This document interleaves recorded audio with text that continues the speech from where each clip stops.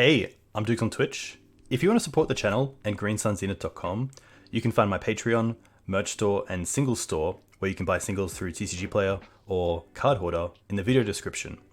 If you want to get in contact, you can also find all that info in the description below for things like donation deck lists or just wanting to reach out. Alright, let's get right into it. Be excellent to each other and party on. Hey team, welcome back to Duke on Twitch. A big shout out to Be Excellent, another YouTube content creator who puts together some pretty amazing legacy content, so go check them out if you haven't already.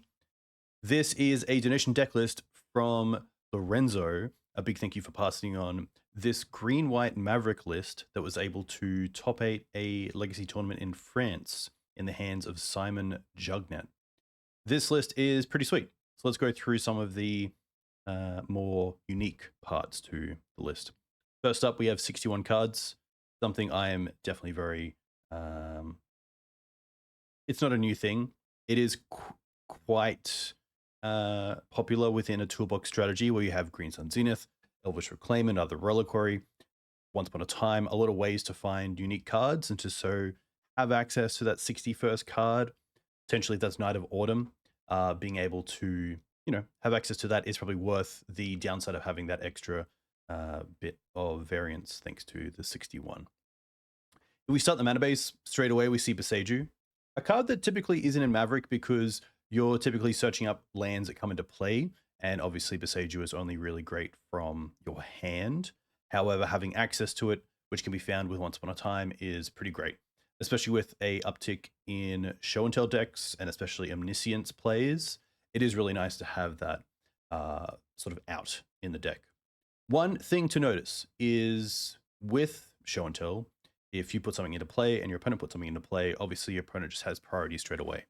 So if you're able to put in something with a trigger, such as Endurance, obviously if you don't have the Night of Autumn, if you put the Endurance into play, then the trigger from Endurance will go on the stack, giving you priority, which means that gives you an opening to Boseiju the Omniscience before your opponent can play something at sorcery speed.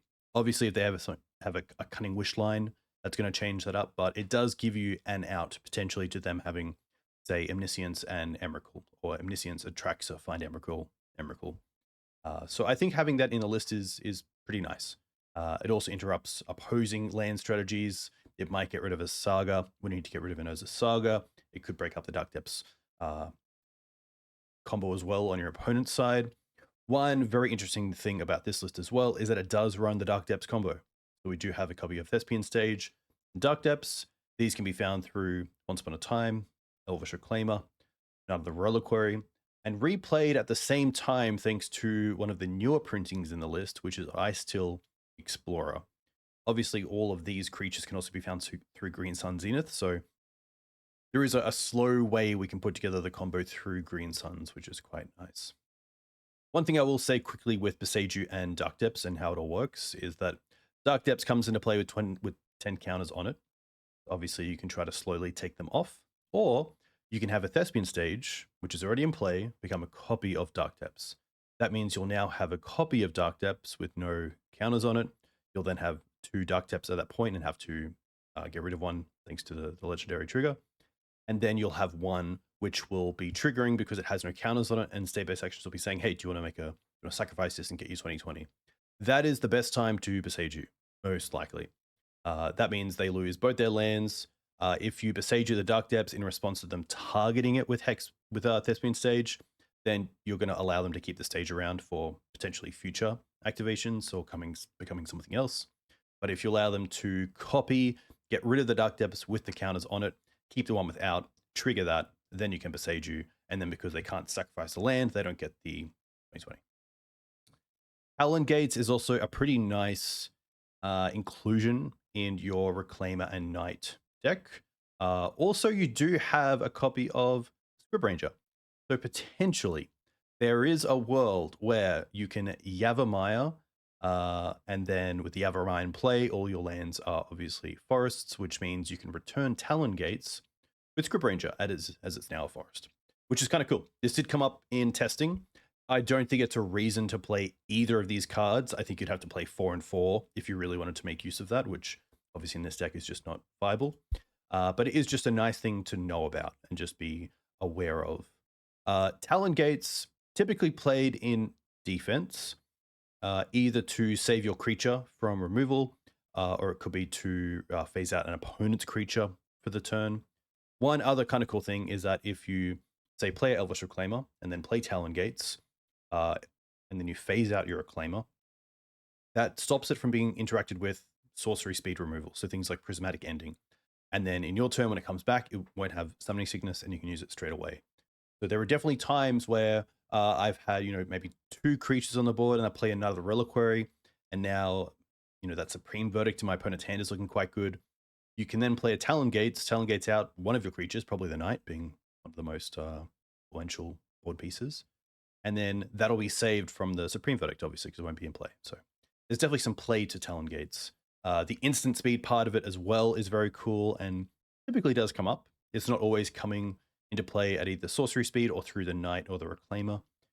There is a lot of play with Talon Gates as well, which is why I definitely just love Maverick and these sort of green-white lists, that you have a lot of lands that, just like Green Suns. If we're adding in, say, the Knight of Autumn as the 61st card, then Green Suns now has become even more of a Swiss Army knife in that it can now deal with artifacts and enchantments, which otherwise it couldn't. So, as soon as you add the mana dorks, your Green Suns now can produce mana.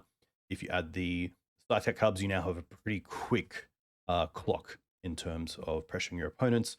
If you add a Sylvan Safekeeper, which a lot of lists have moved towards, instead of running any number of 2 to 4 mums, we now have Safekeeper as a Green Suns target, which is now virtually 5 copies. And now your Green Suns also represents protection, which is fantastic. One thing to note with Safekeeper in the deck is,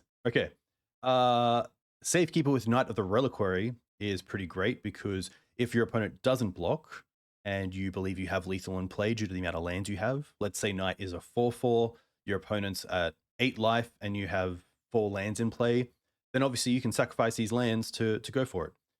One thing I would note is I would sacrifice a land and give Knight Shroud, and then I would most likely sacrifice the lands holding priority and targeting the Safekeeper.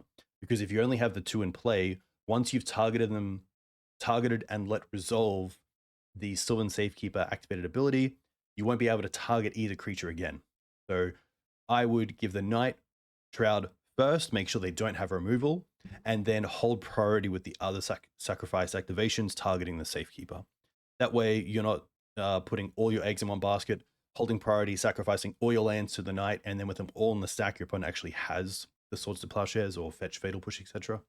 That's just a safe way to do it. The other thing, obviously, like Price of Progress sometimes comes up. One really cool thing is that you can, if you have a Talon Gates in play or a Karakas, you can Karakas one of their legendary creatures, sacrifice it with Safekeeper, replay it with Icetill to get the extra activation of something like Karakas or Talon Gates. If your opponent tries to target your Dark Depths in play with the Thespian stage, you can, of course, sacrifice the Dark Depths. There's a few small tweaks which are pretty cool. Even small things like you could block with a Dryad Arbor against, not that Batterskull's played anymore, but let's say Triumph for St. Catherine, which obviously is a lifelink creature. You could sack that before damage so they don't get the lifelink. There's a lot of small things with Safekeeper as well. Scryb Ranger, a little bit less impactful without Mother of Runes. That's something that, again, say like a blue-red Delver deck can have a bit of a hard time than trying to deal with the Scryb Ranger if they have a Murktide in play and want to win through that. Scryb Ranger obviously can return forests to your hand, which means similar to Safekeeper with getting that 1 block, you can block with a Dryad Arbor. Say if you're blocking a Barrogoyf, that's probably actually a better lifelink creature to name as it's quite played.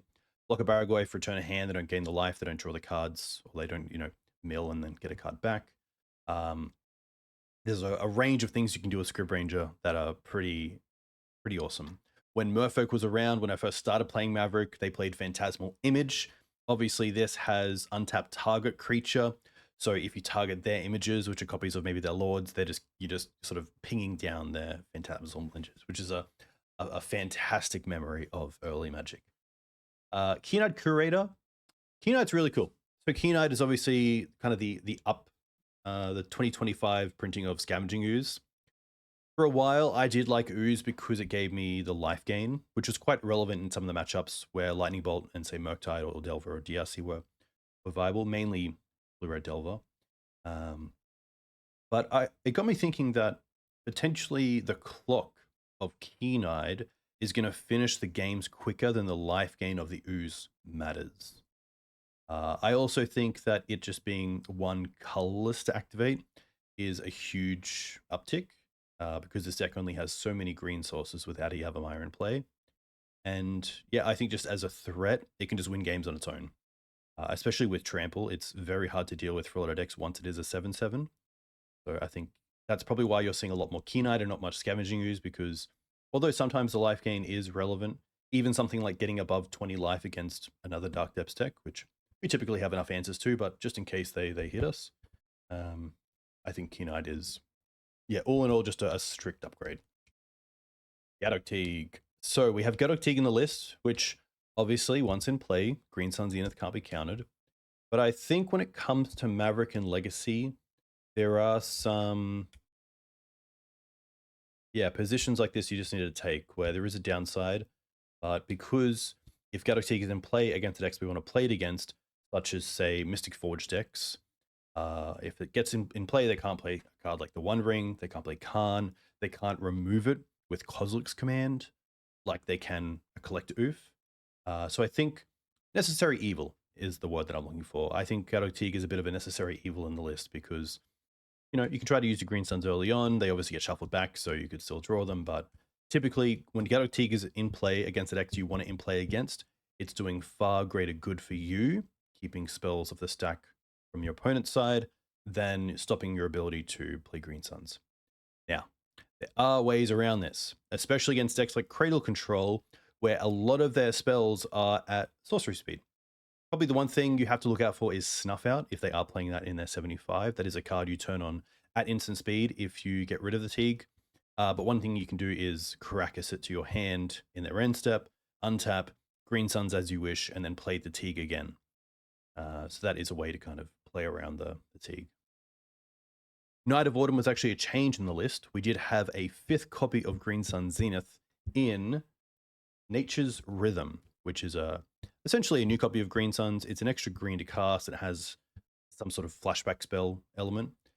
However, we believed, and Lorenzo made a good point, that Night of Autumn in the list would probably just be a better sort of grade to that slot in allowing us to have that sort of effect off Green Sun Zenith. Baloth is probably the last card that I'll talk about. I think Baloth's been pretty fantastic. Obviously, we've had some great questing beast situations on the stream. Opponents blocking with a True Name Nemesis, you know, a Progenitus blocking.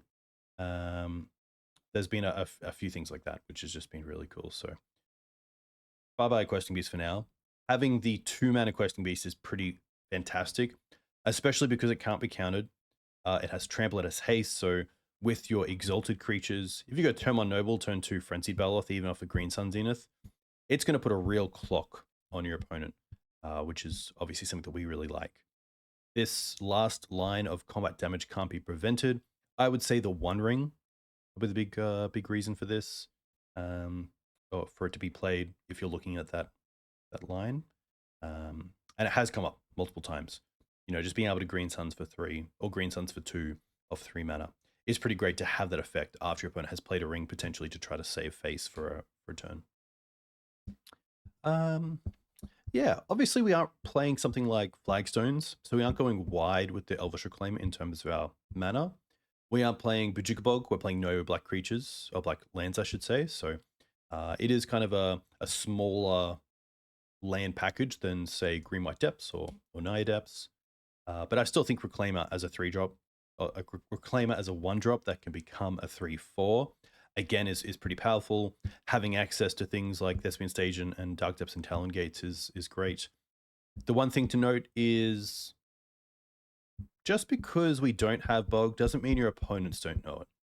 So if you play in a way where you're holding up Reclaimer against the deck where their graveyard is, you know, a big part of it, potentially they will play around it and try to deal with the Reclaimer before they go for their graveyard combos. So I would say always play as if you have Bog, if you can. It's not always viable. But yeah, just because you're not playing it doesn't mean your opponent doesn't know it. Some other quick things. There's no planes in the deck, which is interesting, but I think with mana, especially with Frenzied Baloth, a planes can just be a little bit awkward.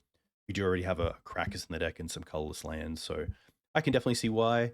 And, you know, if we are looking at a Blood Moon style matchup, we do have the forests to be able to Green Suns the Night of Autumn, and then hopefully if they play a Magus, we can either race them or get a white source from Noble Hierarch, which can be cast with the forest for the swords. But always interesting. I really actually liked a version from... This is going to get me... Thomas Herzog. There we go. A fantastic Maverick who played a great game on camera against Ben Weinstein. I'm not going to spoil it, but they recently, I think 2 years ago, they played a list with 3 forests and 2 plains. And I really like that mana base because your opponent is not going to be able to deal with, you know, cutting you off a color. It does make it a little bit tougher if you do have some starts where you want to go, say, turn 1, Reclaimer.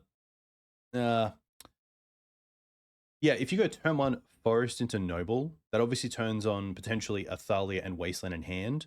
But if your opponent deals with the Noble Hierarch, then obviously next turn you can't play the Wasteland and play the Thalia off the Forest. You need the Savannah. So there are definitely situations where basics come up as just not being as good as duels. Yeah, breaking news. But we do have access to the 2 forests, so I'm pretty happy to see that. And we haven't seen too many Dark Depths. Oh, sorry, Magus decks as well. And then Icetill. I think Icetill is obviously powerful and a little bit of an update from Ramunap Excavator. If I thought there's going to be a lot of Daze decks in the league or the format, I'd probably play Ramunap just because it comes down the same turn, but you can play around Daze, which is nice. But this being able to play two lands a turn is pretty great, and potentially might get a few more concessions, especially with a Wasteland in the bin, than Ramunap would. Small things as well, this is an insect, so if you're playing it in a Grist deck, you will get an extra activation if you put it into the bin and get an extra token, which is kind of cool. And then you also have an X4, which obviously can't be bolted, which Ramunap can. So take that with a grain of salt. And then just the 4 swords to finish it off. To the board, we have sort of 4 pieces for artifacts and enchantments in Collector Ouphe and Force of Vigor. I would say this is pretty normal. I would say like the 3rd force is just a bit more of a focus on those decks. We then have Endurance as just an extra copy against the DRC decks, fast combo decks using the graveyard. Endurance with Once Upon a Time is just really nice to be able to have that extra reach if your opponent does go for an early play. Thalia, I think, is pretty strong still against some matchups. I do like it with the Scythecat Cub because you do have the option of getting it out of Orcish Bowmaster range, which is great. We do have the situation where we are a creature deck. So if we're bringing in creatures to hate on combo in games 2 and 3, our opponent is probably also bringing in creature hate. So there are some positions where you could just stick with the Deafening Silences and realize that, hey, if my opponent has Fatal Pushes in the board, then they can't Fatal Push the Deafening Silence, and it does just as much damage as Thalia does. But I do like having more creatures in the deck. I think that from a Maverick perspective, you can't board in a way where you're taking out your threats or ways to pressure your opponent's life total for cards like Deafening Silence, because in essence, they're not a win the game on the spot. They're most likely just a speed bump. And I think you need just a bit more than that. So I really like being able to bring in Thalias as both disruption and pressure. Doorkeeper Thrall, a card that I've definitely seen in and out of sideboards, depending on what you're playing against. This does stop a lot of the natural order decks. It stops things like the One Ring coming in and triggering, which is pretty cool. Yeah, it's going to be interesting to see what we play against, to see if Doorkeeper Thrall is relevant for this league. We haven't seen too much Death and Taxes, but obviously against D&T it's pretty good. It does give them, some ways, a free Solitude, which can race. They do lose the card still from pitching it, but just an interesting thing to think about. Also, if you are playing this in a list with endurance, think about how potentially just getting the endurances into play could increase the clock, because obviously you could evoke them, but then they don't trigger, so you get to keep them, which is pretty sweet. One flute. Flute, I think, is mainly for the namesake decks. So I would probably bring it in against Show and Tell, against Doomsday. Potentially, if I was... Yeah, I think it's going to come up a little bit more than that, but I think they're probably the first things that come to mind with Flute. Potentially the One Ring, maybe Khan the Great Creator, maybe even Kozilek's Command. We'll see how that goes. Veil. Veil seems like it should be a great card for Mav, and I've definitely had some great times with it. The tricky thing is holding up that green. That is where I sometimes find it to be a little bit difficult on how to play Veil in these sort of lists, where you typically are tapping out a lot of the time. But essentially, Veil is just really good against the blue-black decks, either for hand disruption or countering, or fatal pushes, etc. And then we have Deafening Silence to round it out. Deafening Silence, just probably my favorite card against combo, because it just has to be answered. It's kind of like a meddling mage for all the rituals, Lotus Petals, LEDs, etc. So it just does a ton of work, especially on the play. It obviously doesn't do a whole lot on the draw against the really fast decks, but we'll see how that plays out in this league. That's pretty it. That's pretty much it. I have always been a big fan of the third splash, the third color splash, whether that's black typically for Grist or Bowmasters or Thoughtseize, whether it's red for some lightning bolts or punishing fires back in the day, or Minsc and Boo. But I do think there's kind of an underrated part of just green-white, where it does what the deck needs to do, which is pressure, disrupt. And there is obviously a pretty big Green-White Maverick Discord community within the Maverick Discord, which is great. So check that out if you're interested in the list and other lists and what people play. And yeah, potentially, I am one of those people that just overthink how much I'm gaining from adding a color, when there are matches where you lose because you don't find that third color. But I do think that, yeah, green-white definitely has its moments, and I think that it is a pretty strong choice if you're going to try to get into Maverick. It's a great way to figure out, okay, from here, what colors do I need to splash, if at all, based on what I'm playing against locally or online, etc. So a big thank you to Lorenzo for the list. I'll see you in game one. All right, team. We're on the play with a pretty nice hand. We have interaction, so it's Plowshares. We have a once to cast, potentially find a mana accelerant. Pretty happy to keep this. Scryb Ranger and Scythecat Cub are also a bit of an engine, thankfully, thanks to being able to replay the same lands, even if we don't find them. There is a world where if you know you're up against a combo deck, you might want to keep the once to potentially find an endurance, but I think you are happy to cast the once straight away. We find an endurance, which is nice. So I'm pretty happy here to go. Probably endurance here. Wasteland is also interesting, but once they know about it, it's obviously less. It's great. I'm going to go with the endurance. I'm going to play the forest so we don't get Wasteland in turn one. We obviously aren't holding up swords to Plowshares, but that is just... I think that's an okay decision.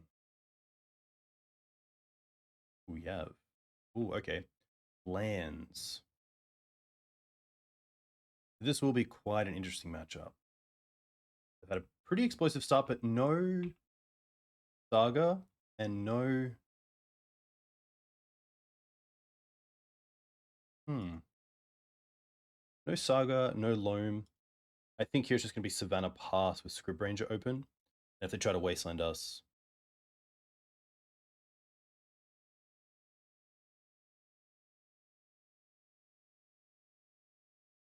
Yeah, try to like to bait a Wasteland here potentially. Okay. Nothing just yet. Okay. So if they have an endurance, we can swords it. So let's go with Scythecat.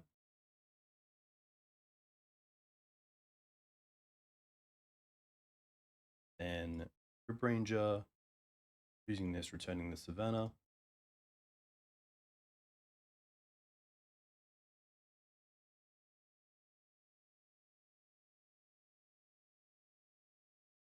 Punishing Fire. Wow, that's going to be a tough one to deal with. All right, have a way to put a land into play, so that's going to be fine.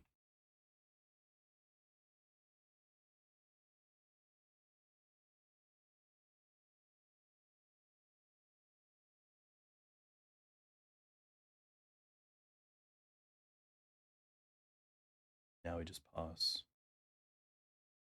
They're going to crop. That's fine. I assume here for a Grove.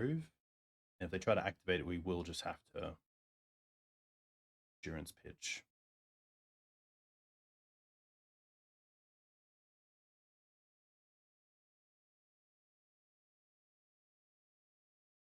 I don't think we're getting too far if that gets online. Especially without a Wasteland for the Grove.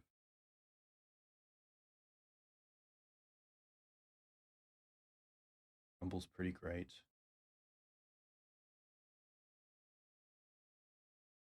Thankfully, they can't take the crop rotation.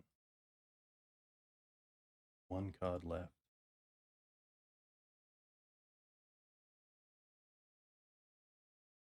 Unfortunately, we have a pretty slow clock. Choose the take. Play the take. Really want to swords it.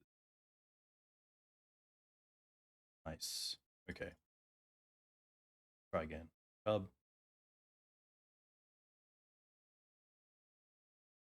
Yes.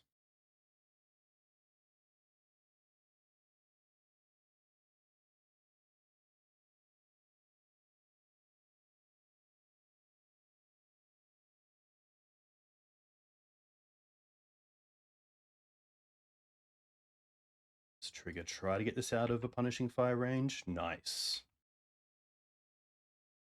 Can attack into an Endurance if they have it. Sword.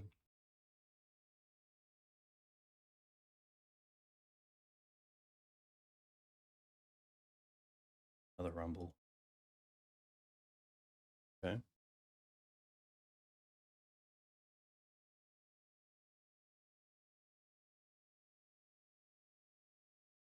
Take the stage.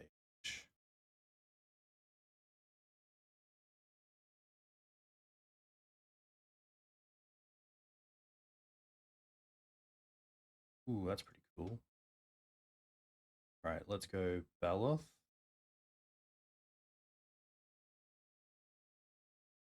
This, return this. Play this. Trigger. Let's target Baloth. With everything. Really cool to be working off such low amount of mana. All right, there's the crop. They're down to 0 cards. Go for their 2020.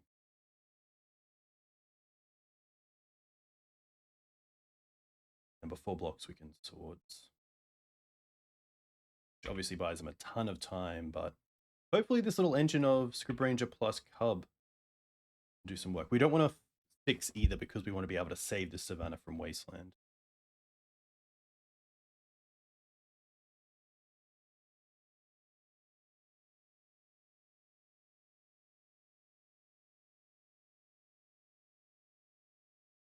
It's a pretty great draw.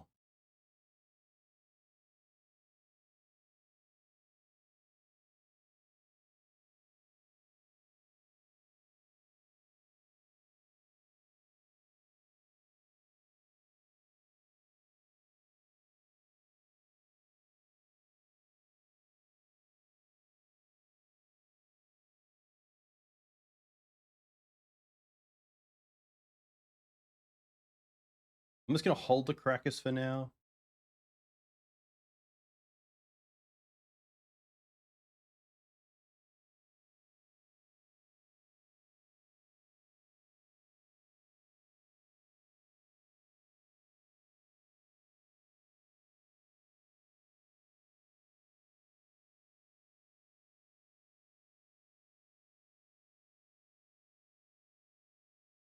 Ooh.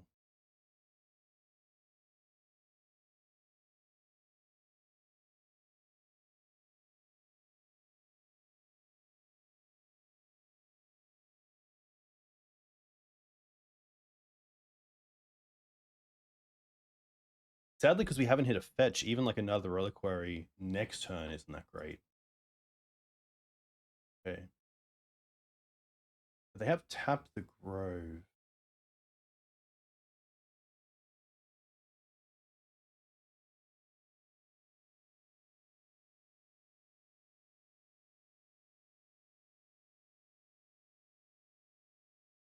Quick look. I could try to get the Keen-Eyed at some stage. Hmm.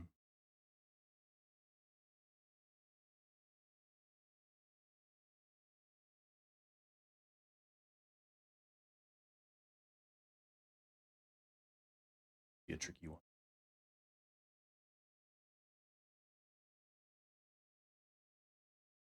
It's over here.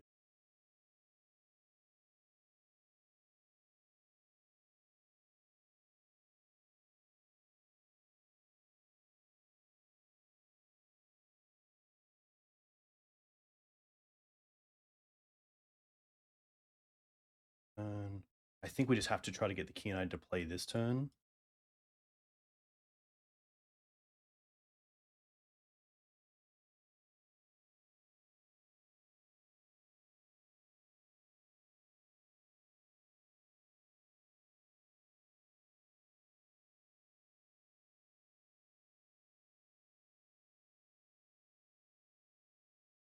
If they have another crop for another Grove, then that's pretty tough.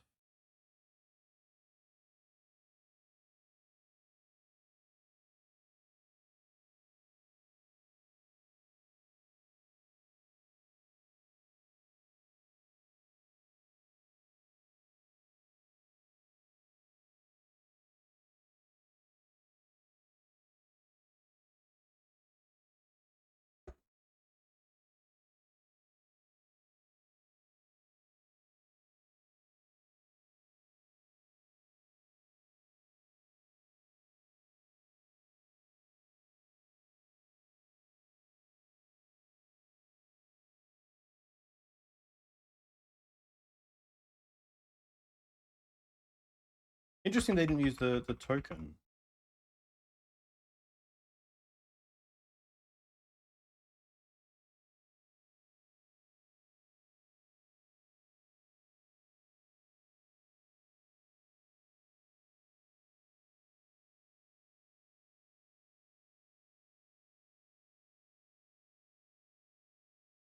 Well, I would say that this game is over. So I think just playing it out for that 1% is where we can try to aim.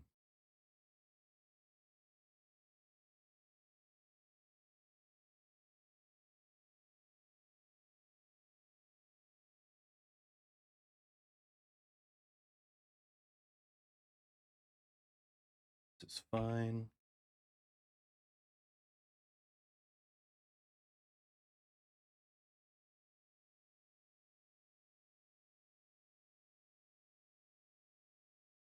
Put in Talon gates. Save the Baloth.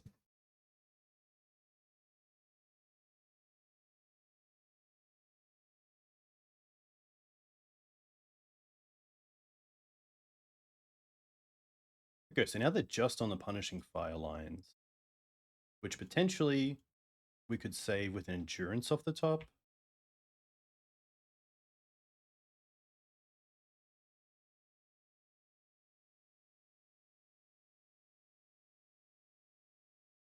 Yeah, Endurance or Green Suns.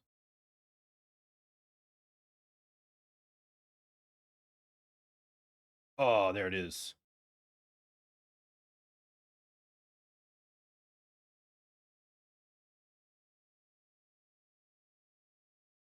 Endurance.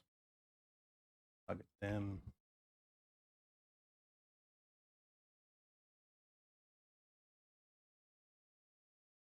All right, there's a depth.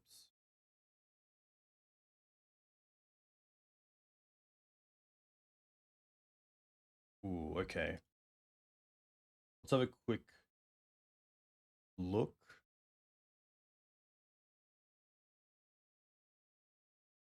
I think it might just be another Reliquary. It will just be a 3/3, but I think that does enough.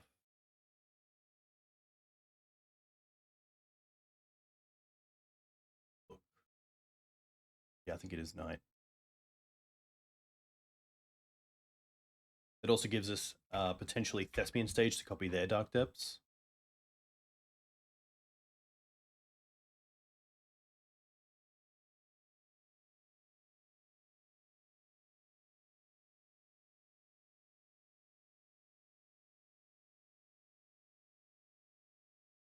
Okay.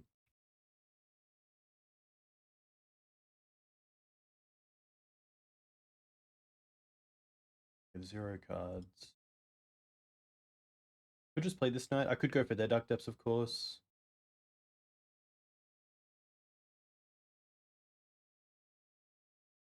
One, two. Yes.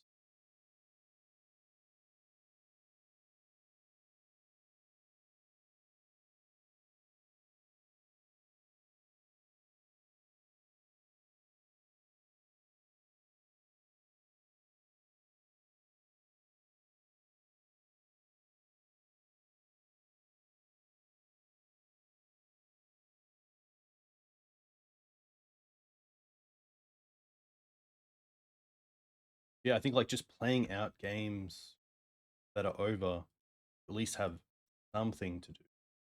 Like, I feel like if we concede, we're not going to win. But if we don't concede, there's always a chance. And obviously, our opponent has some nice draws here, but even a Karakas. Okay, so now they have a stage. And they can, of course, play around Wasteland here. But then we also just have our own 2020 and a Swords. But swordsing them feels less great, or even better when we have 20 anyway coming in. Right. We're just going to attack here with everything. Yeah, I think it's really tough, but I feel like there was a position where they could have wastelanded us and used the Eldrazi spawn to Punishing Fire, and then wastelanded us to keep us off mana. We are. Alright. Teeg is a pretty easy cut most of the time. Safekeeper, I think, as well. I think Safekeeper keeping us alive from Punishing Fire isn't worth the cost of a land. So let's definitely go for Endurance. The Flute's interesting. Don't mind the Force of Vigors. Let's have a quick look. I could see a Baloth coming out. Baloth's nice, but I think it just isn't really the matchup. And I'm actually going to take out the Dark Depths. I think that's a great plan. Keep the stage for their lands, but otherwise we look pretty good. Deafening Silence doesn't do a whole lot. It's definitely not worth slowing down Punishing Fire that way. Doorkeeper Thrall, not worth it. Thalia, not worth it. Veil, no. Collector Ouphe's interesting, especially on Mox Diamonds.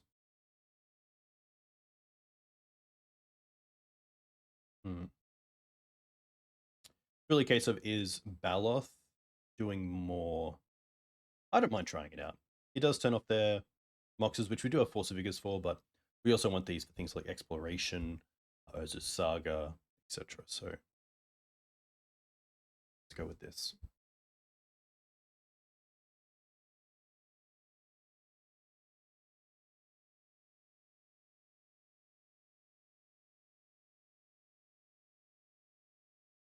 All right.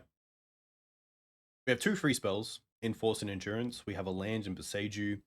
But unfortunately, against lands, I would say the best thing you can be doing is just making your land drops.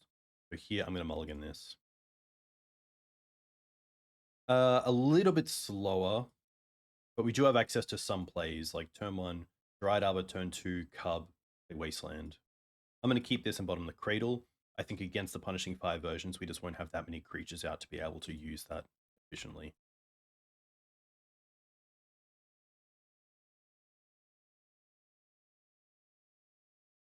Okay, pretty slow start from them, which is great for us.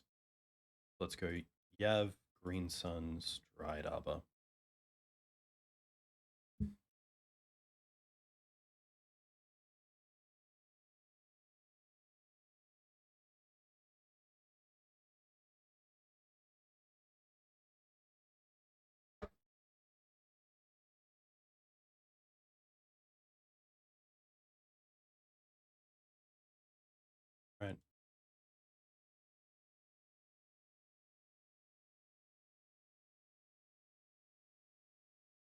They're at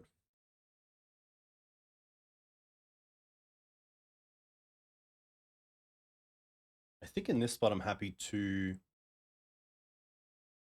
play the Wasteland, play a Cub, endurance them right now, pitching the other Cub.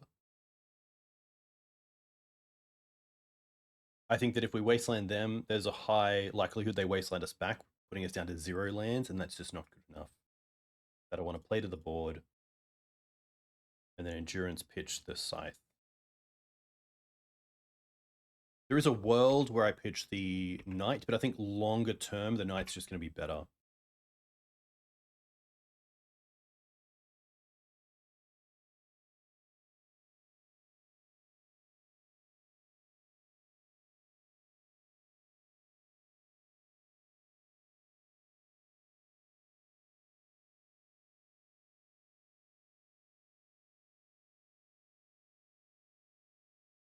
I'm pretty happy to put that in the bin because I just want to find lands here.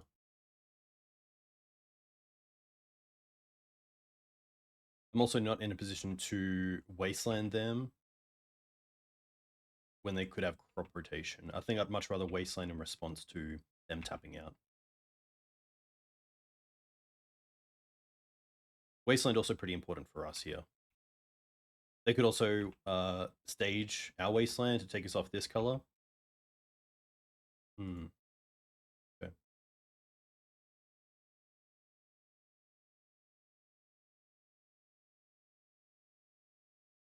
I think we're just going to go for mana here.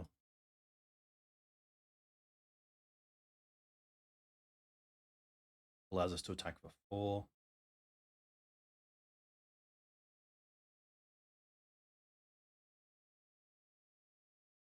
I assume we'll see stage on Wasteland.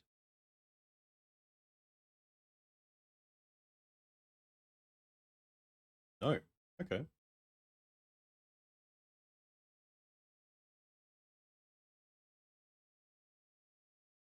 Interesting.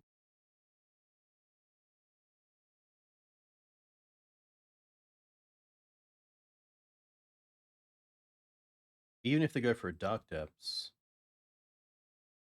we are at 21.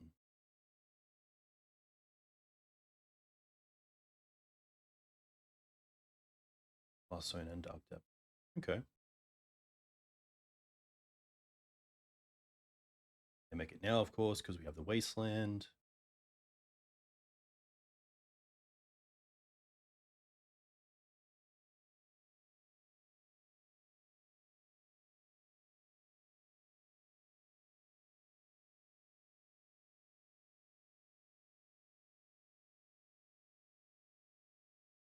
Not much I can do here, especially now with.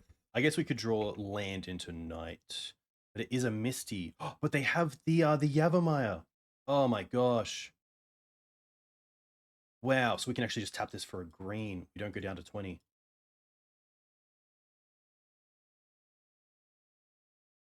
That's pretty huge, and they have no mana for. They have to draw both Red Source and Punishing Fire.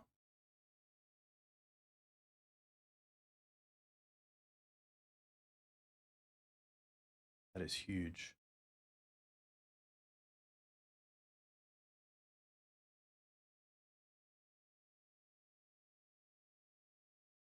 Wow, and they're just obviously not going to have it out to Karakas, so they just concede. Very interesting. Wow. Well, that was a really interesting game. Very cool to start off with a win. Yeah, there's some small things there. Like I assume there's a version of me that doesn't see the Yavimaya, sees the fetch land, and I go, oh, I'm gonna go to 20 to do this. The 20 kills me, so I'll concede. So I think it's just a really good, a really good process to always consider the board. Always consider the board before you make any sort of decision. So very cool to win that one. We'll see you in round 2. 18, welcome back to round 2.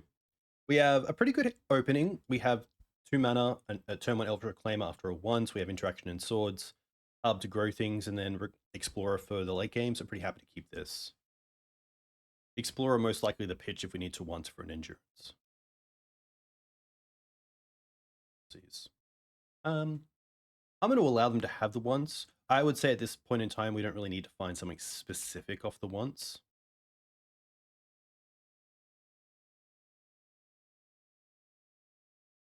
Such a good card that I think I probably underappreciate.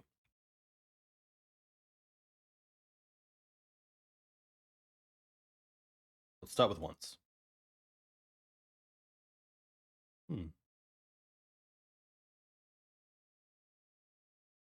These took the sword, so I'm thinking Tamiyo. And if I'm thinking that sort of deck, I don't mind the thought of just an additional land.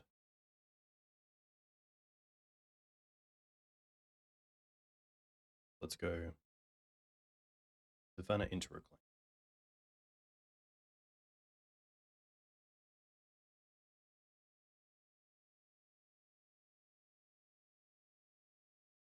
Voidwalker. Okay. Let's go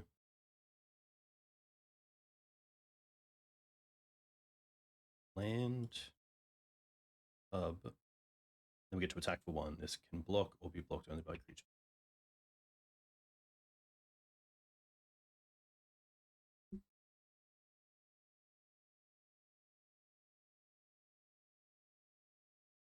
Okay. No Tamiyo just yet. I assume if they had a Tamiyo, they'd play Tamiyo then Brainstorm.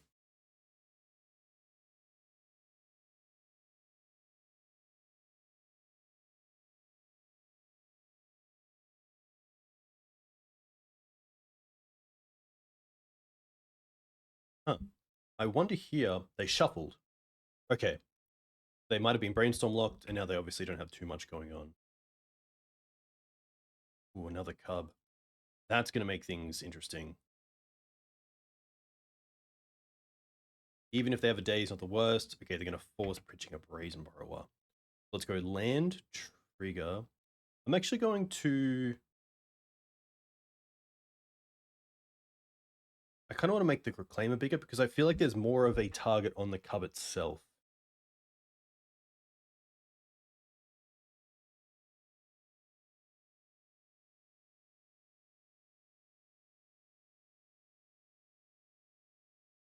Get the Savannah. Trigger this. Play a Reclaimer. And attack.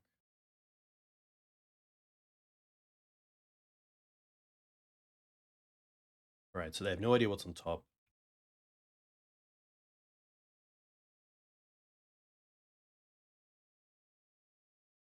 I could see next turn going a Cradle off the Reclaimer that isn't pumped, and then the following turn using a bit of Icetill action.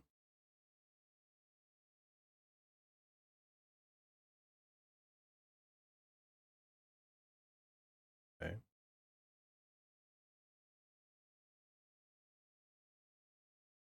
So already I'm just slowly thinking about things like, okay, when it comes to boarding, like Veil of Summer seems great. I would assume this is a Bowmaster list, so potentially Thalia isn't as good.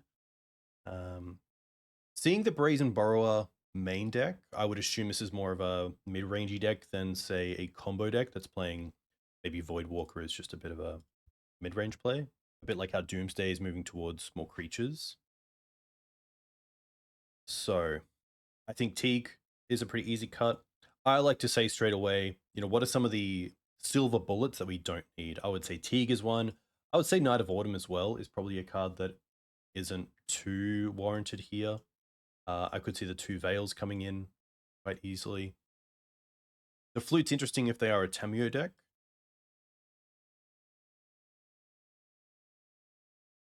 I don't want to make too many changes. I could see the Safekeeper as well, just being a little bit too slow. But I do love that sort of, you know, 1 mana curve. We obviously have the onces that are typically free as well. Endurance is interesting. The one funny thing is that I find the blue decks typically, if they do have some sort of artifact or enchantment post-board, Grafdigger's Cage is a big one, which obviously Knight of Autumn does hit, and it's nice to have as part of the deck if you do expect it. However, the majority of the time you're going to be finding Knight through Green Suns, which obviously you can't do with a Grafdigger's Cage. So I would say the Knight's just not worth having. I do like that once Tamiyo is flipped, it's a little bit harder to deal with. We don't have anything like Pyroblast or Prismatic Ending. So I don't mind the Flute. And then just seeing how this plays out. We did see Brainstorm Ponder, so like Thalia is interesting, but maybe not on the draw. Which you could kind of say the same for Veil, but I think Scryb Ranger is great, especially if they're a Wasteland deck. The Hierarchs are fine, even if they have the Bowmasters. I'm pretty happy just to see how this goes.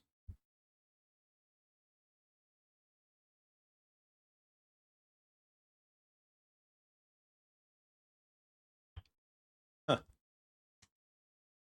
Well, there is definitely a part of me that goes, to get greedy with their mana early on. We have an answer for Tamiyo. We have a Savannah here. But I think it just doesn't have enough going on. Especially if they go, say, fetch Swamp, Thoughtseize us, take swords. Yeah, no game.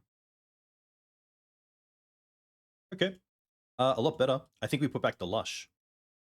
As it's a great target for the Misty. We have a turn 2 Baloth. We have a Flute for a bit of interaction as well.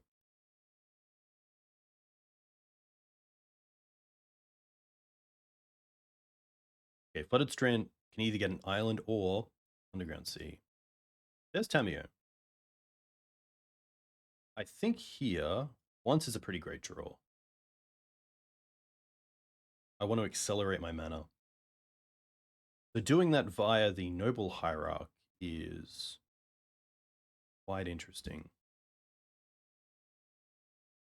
We do also have access to double Wasteland, but I think that if we're allowing the Tamiyo to attack, get clues, and we're not adding to the board, it's going to get to a stage where they can start making land drops and cashing in those clues. So I actually think here, I just want to go for the Noble. And that allows us to hold the Green Sun Zenith for something else. Noble into Baloth is also great if we want to pressure the Tamiyo.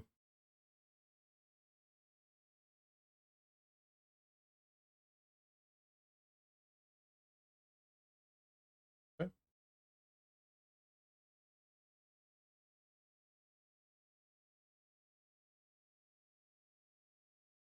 Interesting. What if we try that? Scryb Ranger.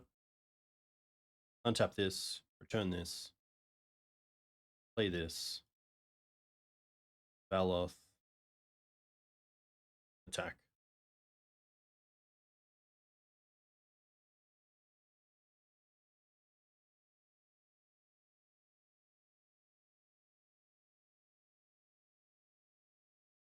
Thoughtseize is fine.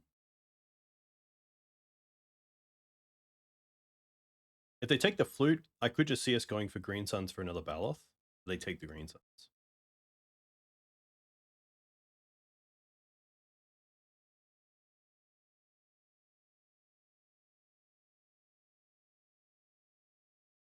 There's no real point blocking here, but we might as well.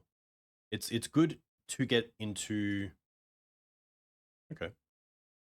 consideration of, especially if they have the Planeswalker that has ninjutsu, which shout out to Jacob Harvey, local player, Pro Tour player, very nice guy. Got me pretty bad yesterday with that Planeswalker. Incredible value, but very cool to see. A very mid-rangey card, which is always nice to see. What can we do here? Ooh. Onto Voidwalker.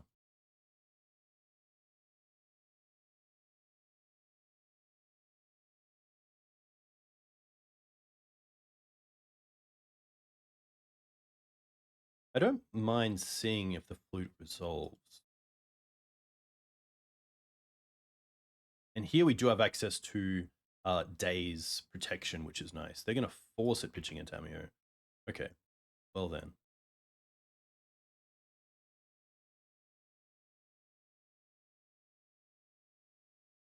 In that case, we're pretty happy to attack the Tamiyo.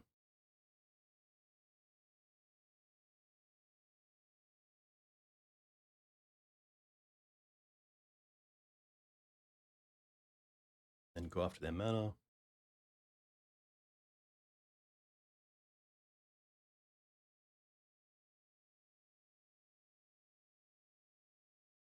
Assume sewers. Have a little look.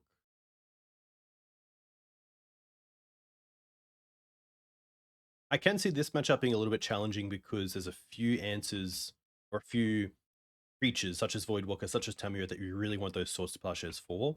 So not having the additional removal can be a bit of a issue. Right, they have 2 cards. Oh, another Baloth is pretty great. I mean, we're just going to get in with both creatures here. Play the land. Tamiyo attack Tamiyo.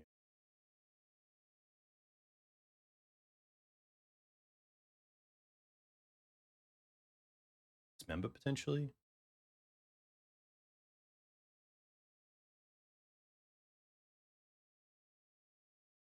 Did a triumph. Okay.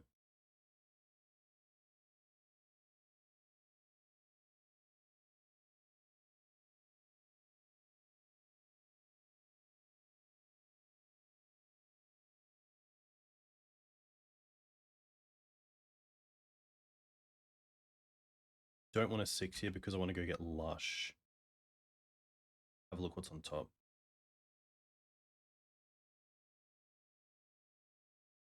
Ooh, that's pretty good.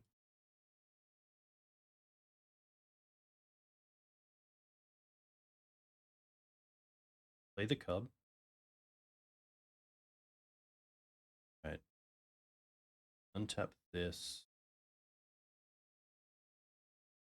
And this. Get another Lush trigger.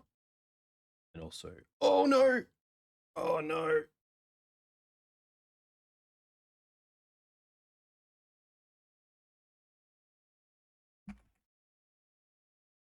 Right, we'll adapt. Oh, this could still do it. I have 1 card. Okay.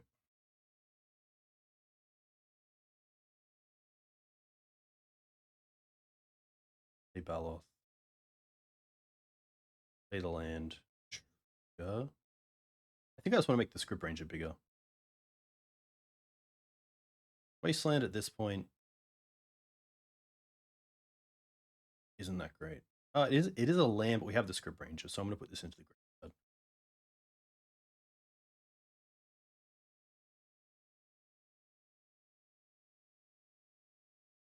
Hopefully that doesn't come back to bite us.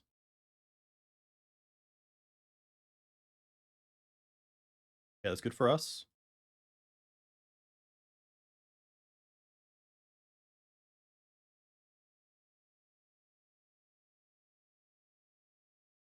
Obviously, Fatal Push here hits a lot of things.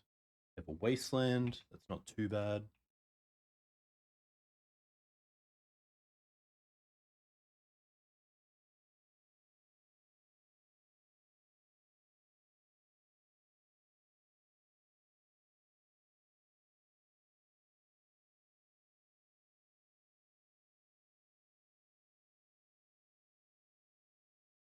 Turn the Lush. Play Explorer. Play Lush. Trigger.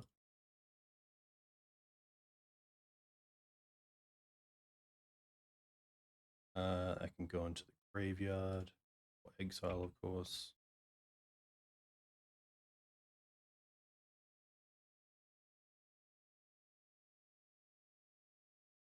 Still play this? I can return the Lush.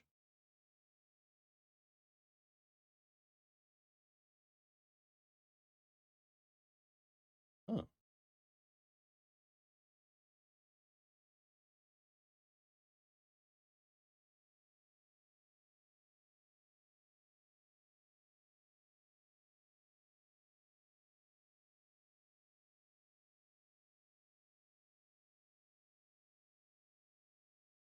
There's Dryad Arbor.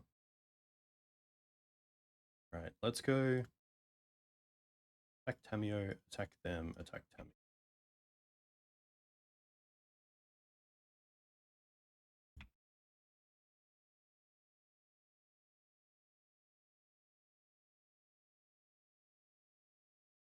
This is fine. Goes to 1? Oh, I must have missed my math. Apologies.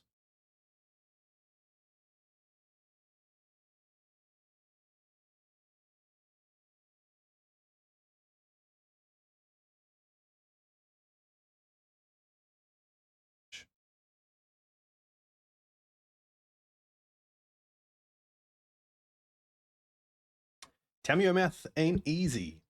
That's for sure.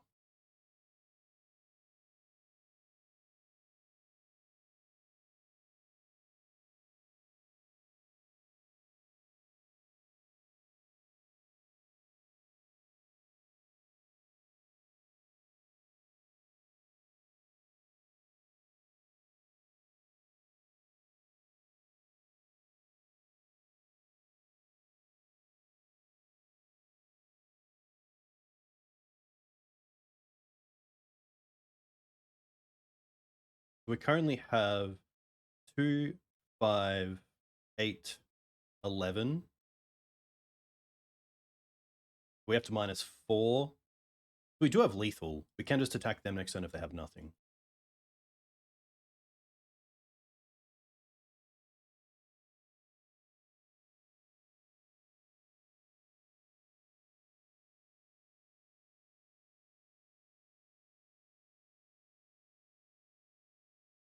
Wow.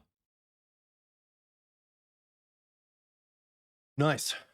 Very, very happy to come up against lands and blue-black and come out on top.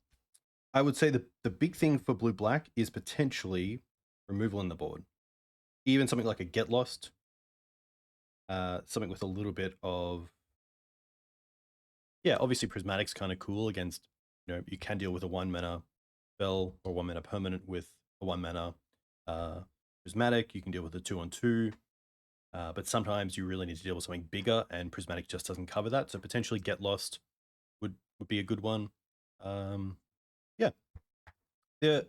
I would say so far, the big card that's been really impressive is the Cubs. The Cubs making things real threats, getting them out of Punishing Fire range. Apologies, getting them out of Bowmaster range. Cubs have been solid. So looking forward to hopefully continuing how we are rolling with this. A big thank you again, Lorenzo, for the list. Really appreciate it. Really appreciate the donation deck lists. I do want to get better at this sort of content, which is just like focused in. I have music on, but like just, no lyrics. And yeah, just try to think a bit more about my plays instead of thinking about what music I'm playing to the stream, chat, a lot of things happening. So yeah, I do enjoy this sort of magic. Cool. We'll see you in round 3.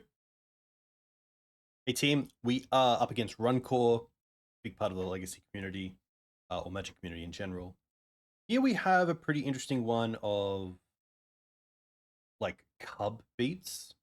I would assume my opponent might be on some sort of Elves deck. So having the swords is nice. Obviously the Dryad Arbor is a bit of a mulligan, but if this was a 6, I would keep this. So I think I'm pretty happy to keep and see where it goes.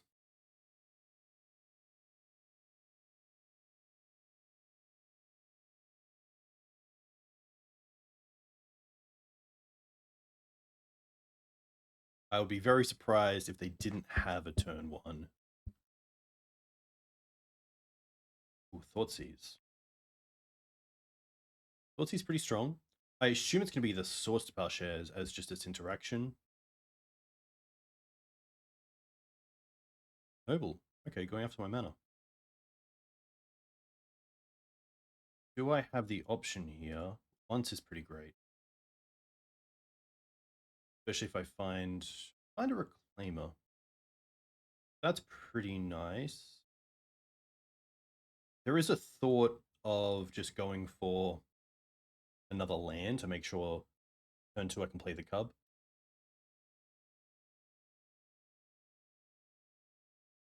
But at least next turn, if they play a creature, we have swords and also Dryad Arbor.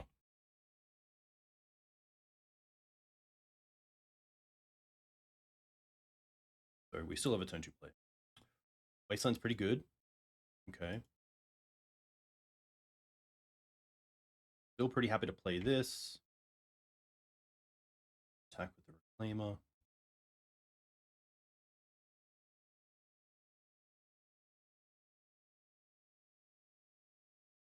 A white of the Reliquary here is pretty strong. A Jamal. Okay.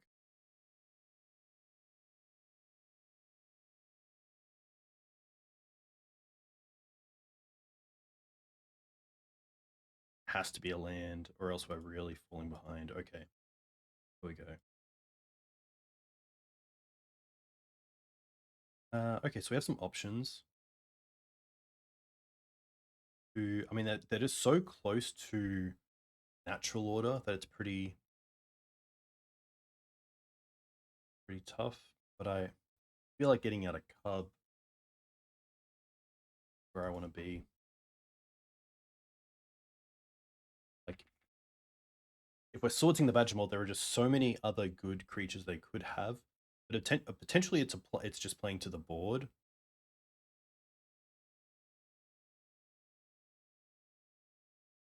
They played this in a way that they wanted to slow us down, which makes a lot of sense if they do have a natural order, especially with the Cub being able to produce 2 green, 1, and they just need a land. And the chances of them having land into natural order is like semi-high.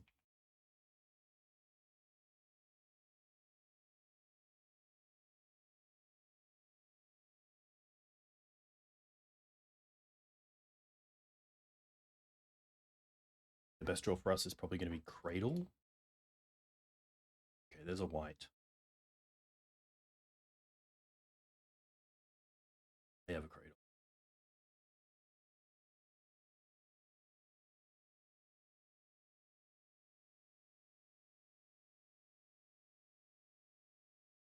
Ooh. That's tricky, so we can't really use the swords here. So let's go for attacks with the Reclaimer.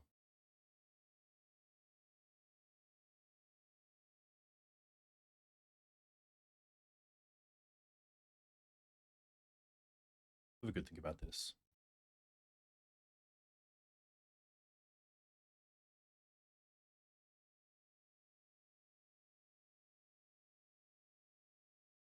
I think I just need to try to bully my way through.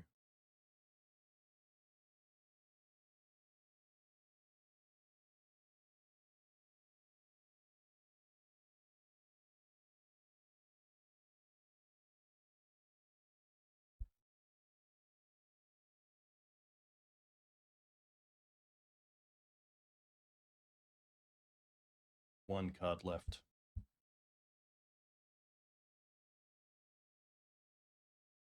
The one thing here is that they're attacking with a 2/2, which we do have a 2/2. But what they can do is sacrifice their Misty, go and get Dryad Arbor, and then sacrifice the Dryad Arbor. They could also, of course, sacrifice one of their Safekeepers, but here we're pretty happy just to. I think like a fetch land would be great. They might be wanting to do something here with Talon Gates.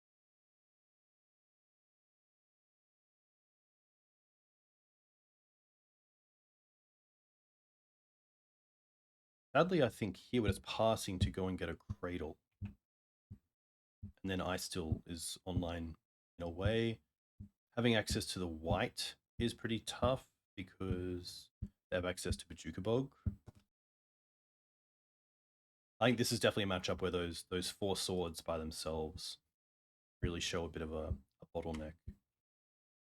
But even with a deck that I play, say with Abzan with more answers, it's still one of those really tough matchups where every single creature is a threat. And Badger Maul makes it just that much better.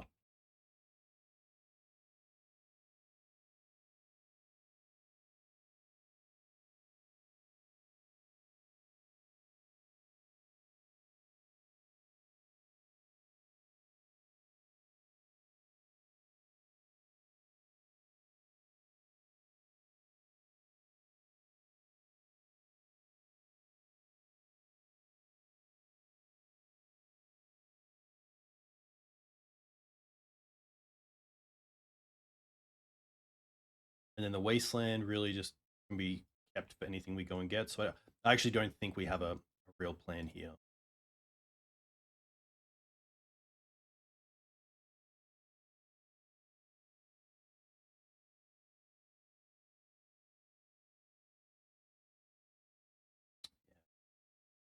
Unfortunate. Okay. Really not a whole lot for this matchup. I guess Flute does a little bit. We can probably take out the Night of Autumn. The Doorkeepers are interesting because they do somewhat stop the Badgermole Cubs, and if they are running their ETB things, potentially. Baloth, I think is fine. Like Veil's interesting, but it's really only Thoughtseize. I don't think there's enough to be able to warrant that.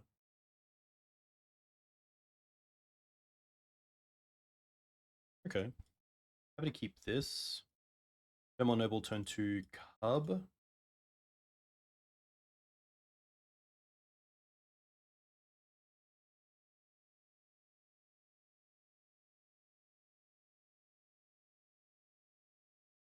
We want to start definitely with once.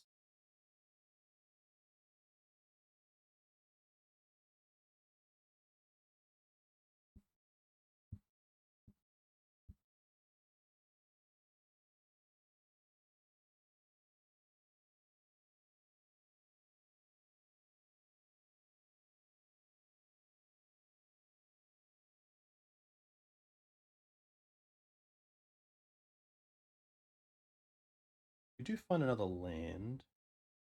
We do find a knight.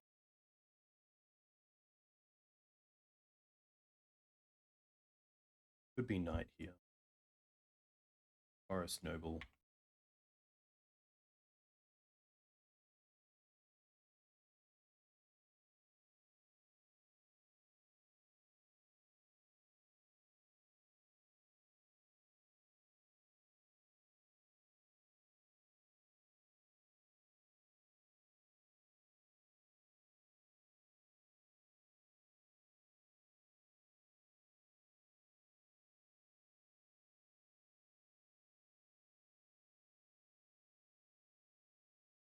I don't mind going for mana here. Potentially next turn we can knight, or even Cub with a fetch land and also hold up Doorkeeper Thrall.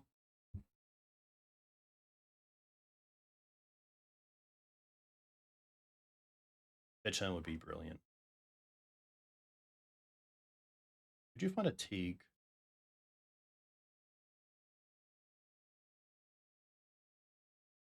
I think Teeg is probably best here. Just stopping Green Suns in natural order.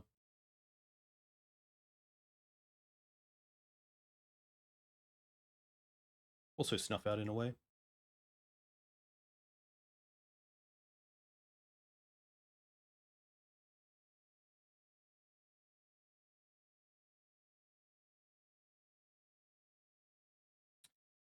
Good. Ooh.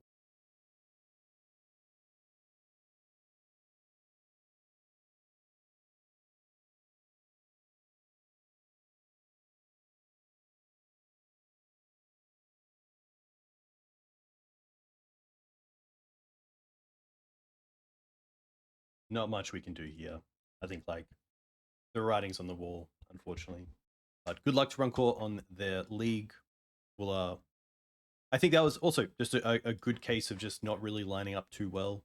Like 4 swords against a deck with a lot of creatures we need to answer is, yeah, always going to be a bit of a really challenging matchup. So, again, quite hard in green and white to have a way to deal with multiple threats that you can do in a 2-for-1 play. I think realistically, Scythecat Cub or Scythecat Cub beats there is probably the way to do it with Trample and just be really aggressive on that run. Or potentially get lucky with a Teeg line where your opponent doesn't have the Talon gates, and you're able to maybe protect it as well. Although if Snuff Out is their way to deal with creatures, and obviously Teeg can't be hit there, so they might have a Grist in the deck that could deal with it.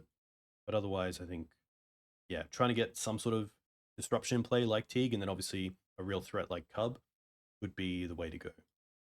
Containment Priest as well, pretty strong. I think if Containment Priest was there instead of the Thralls, I would probably hold up Containment Priest instead of playing the Gaddock Teeg because I want them to spend the mana on a Natural Order or a Green Sun Zenith and sacrifice the creature. So just something to think about. And then of course Talon Gates at sorcery speed doesn't work on a Containment Priest like it did there with Gaddock Teeg. So something to think about.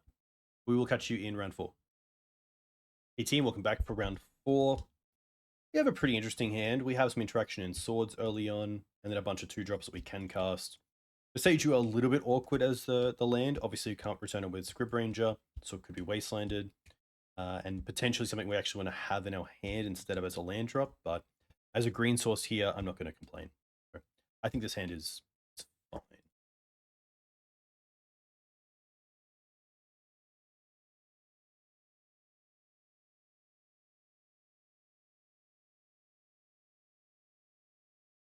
Lush Flat. Scrubland. Let's see. Oh, Cabal Therapy.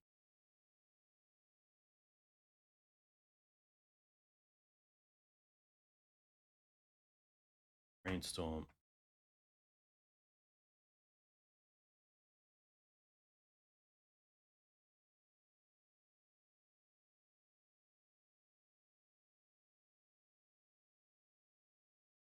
We've been drawing Once Upon a Time a lot, which has been quite nice. There is a thought of Opposition Agent, but we do have access to a fetch next turn to be able to fetch and response and then swords, so I think I'd rather play around Wasteland here.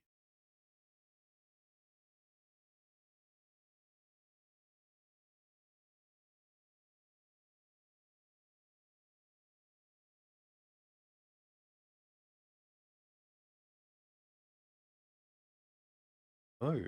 Ah. Okay. We obviously can't swords. That's fine. So we will just get a Lush. See what we're drawing. I don't really want to draw another 3-drop, so pretty happy to put that in the grave.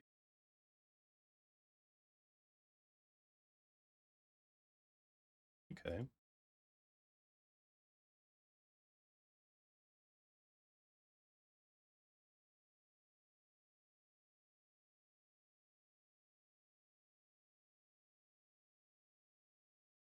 Pretty happy to swords here and play the Noble. Obviously, voice with the Cabal Therapy is pretty good.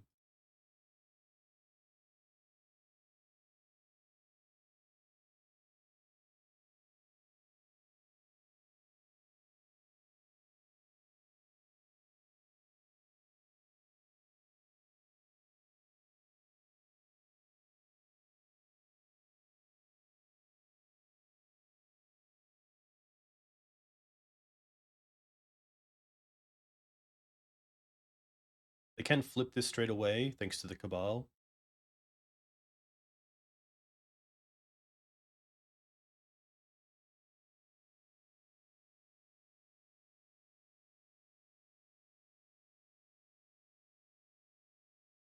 Okay.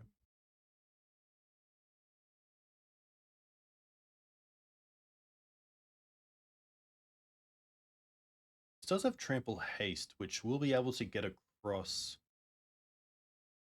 potentially kill the Ajani, and end the Baloth.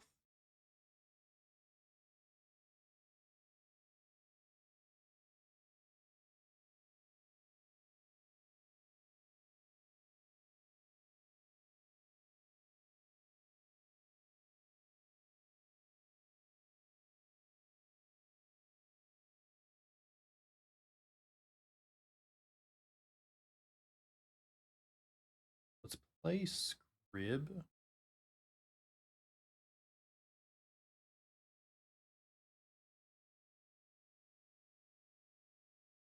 Then untap this, return this.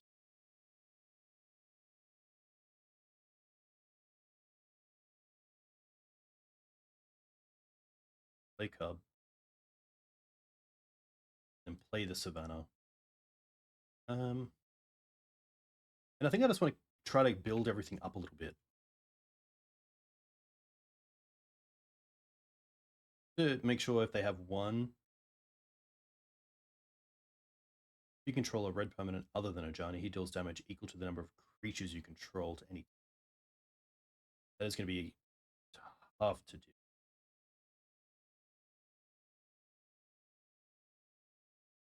But we can try. Again, a creature-based deck is going to be a little bit tricky without a sweeper effect or the Orcish Bowmasters. Other ways to be able to deal with them outside of Swords to Plowshares. But Scythecat Cub is a great way to try to get there. I'm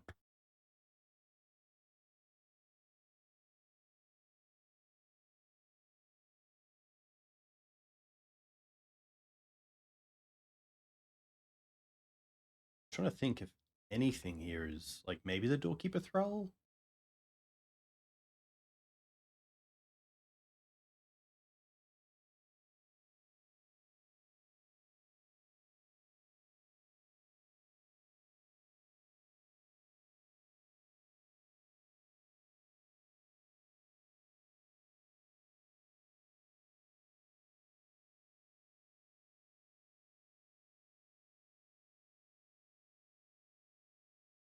Okay.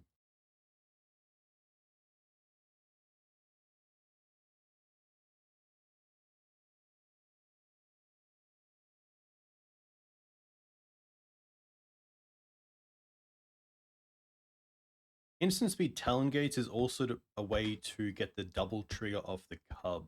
That's definitely worth noting, is that if we have a non-fetchable land to play with the Scryb Ranger or have some sort of Scryb Ranger shenanigans, that is a good way to do it.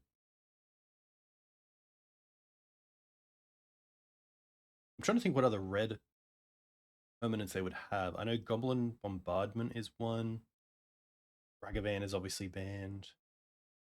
Maybe they might play like a Hexing, the new 2-mana, 2/2 spells can't be countered. I'm not sure if that's something they want. Whenever I think of red, I think of, say, Bolt, which is obviously a spell. Amped Raptor, potentially? I think that's one.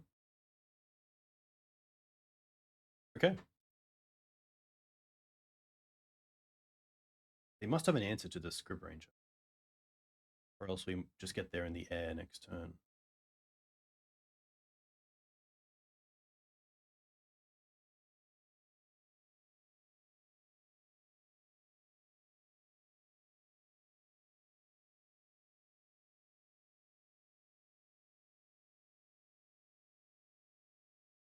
Once upon a time.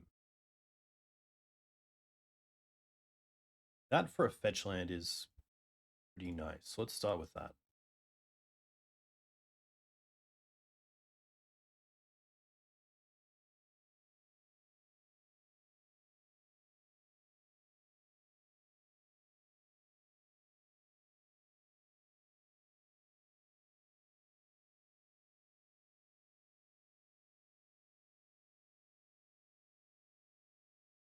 Or another Cub.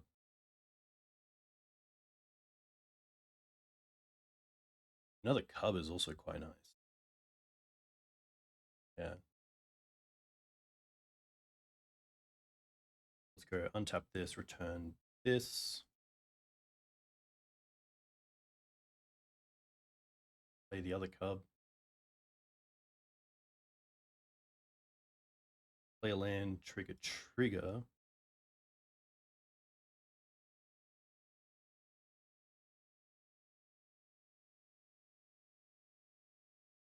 I also don't want to go too far into just the Scryb Ranger alone, because it's already going to be killing the Ajani.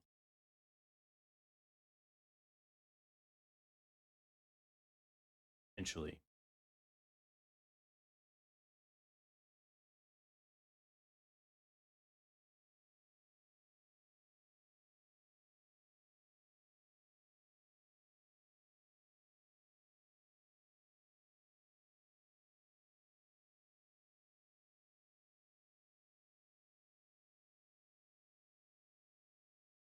Keep on top.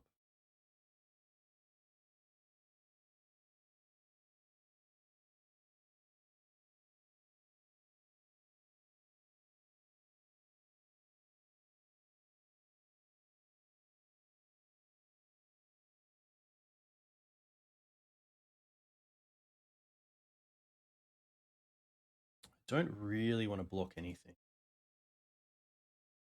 1, 2, 3, 4, 5, 6. They could potentially just wipe our board. I don't mind trying to get rid of the voice.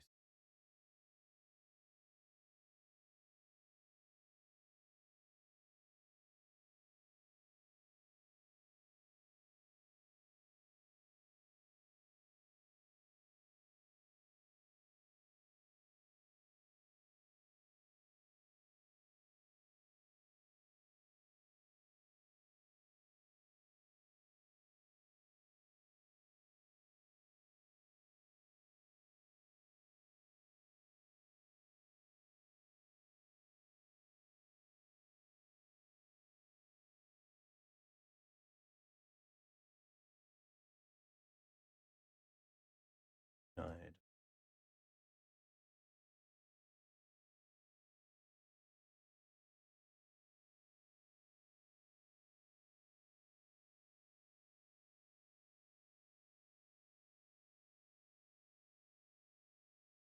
Sadly, I think here we just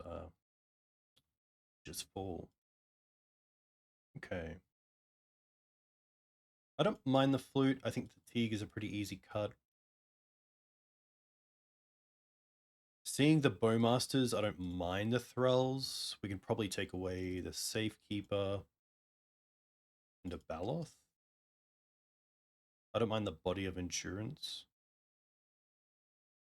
See how this goes.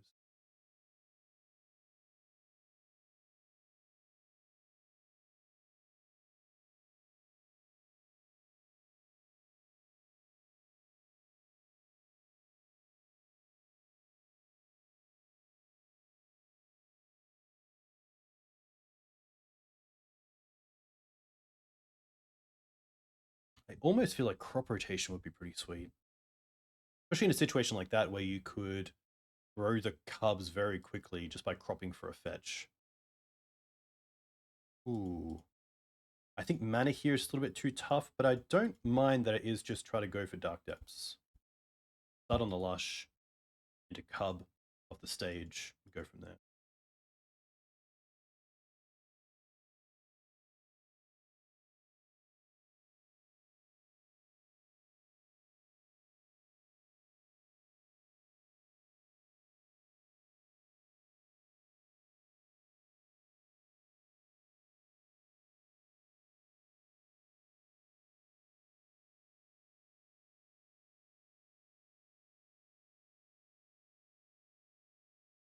Lanes. Okay.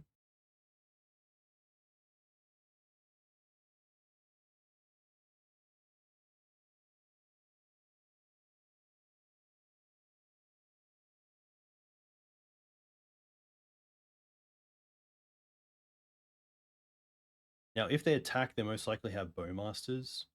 Bowmasters is first strike kills it.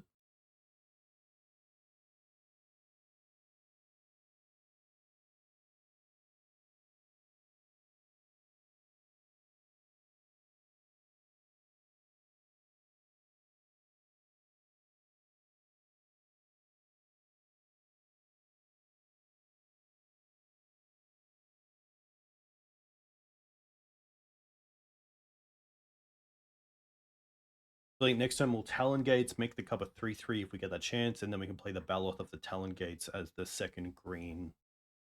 And then the following turn, try to Dark Depths.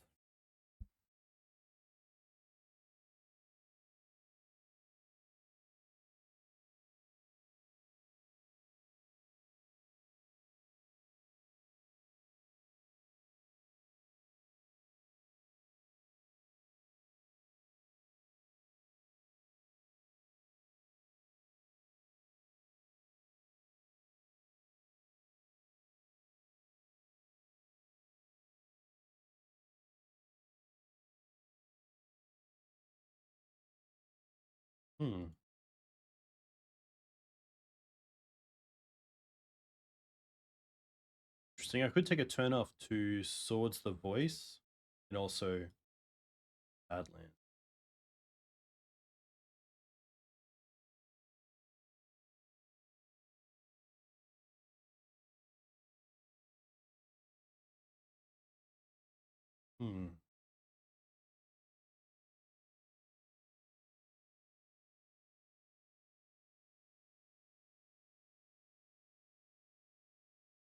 Good, like, what's the play, I think? There's a few ways to do it.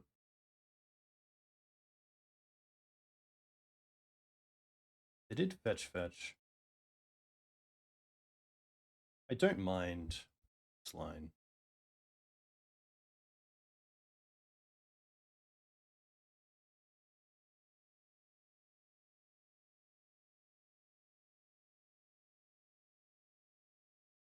They're still below 20, which is great.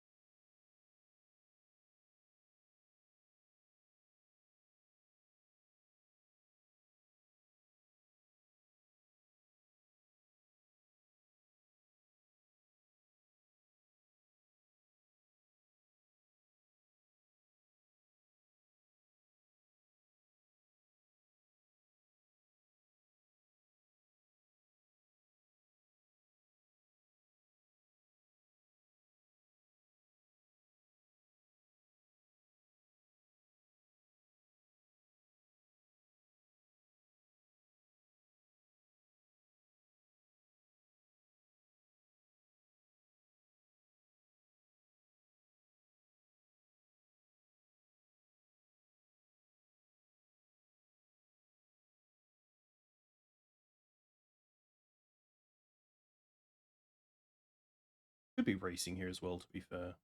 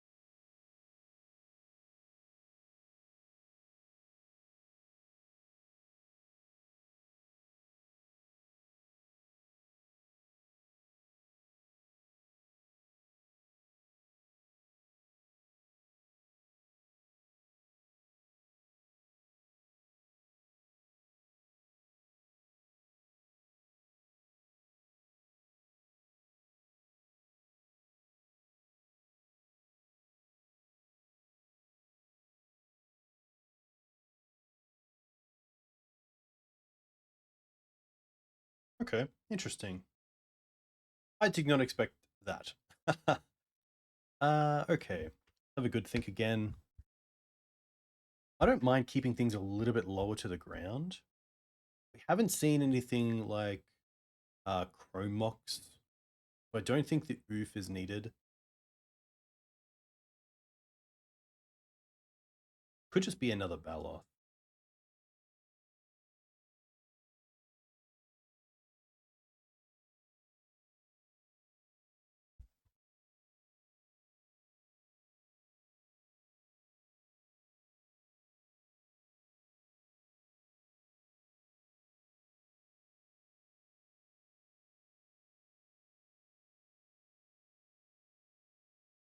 I think this is how we roll.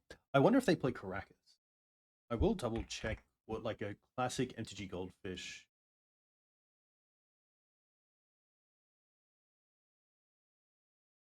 Right, Legacy, applied mid range. There is typically 2 Karakas for Wasteland. Okay. So a little bit tricky to be able to play around Wasteland and also Karakas. I guess that's where Safekeeper could be decent, taking out that Baloth again. We also have Flute. They do have 4 swords. I assume they're running the Tamer Priest potentially. Voice amped. Okay. But yeah, no, nothing else.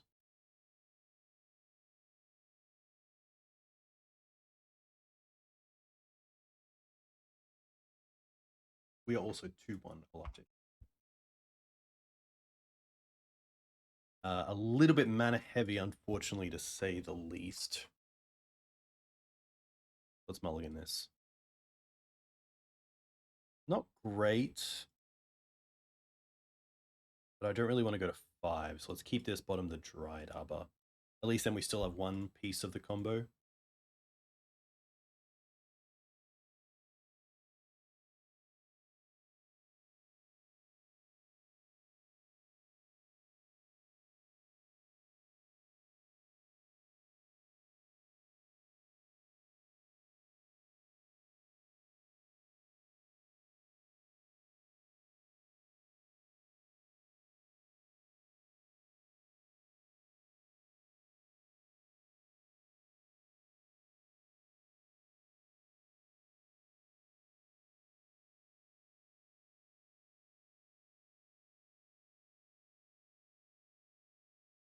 I think if they open with the Thoughtseize, we will once and try to find a fetch land. Just so we have access to all colors. I was going to say, one thing we don't have is Windswept Heath. We have not seen Windswept Heath. But at the same time, we don't need it because we don't have that Plains. And it is kind of nice because Windswept Heath typically gives away your R on a fair deck, whereas Verdant and Misty don't do that.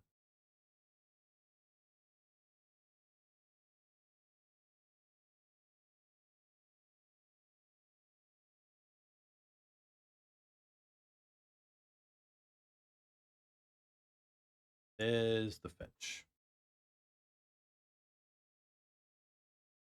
Here, I think we're happy just to Wasteland as well.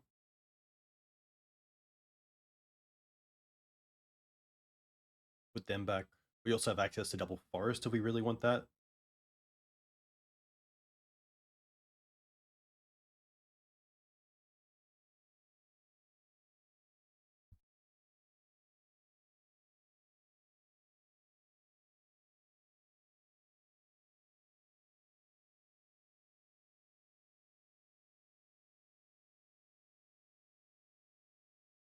Okay.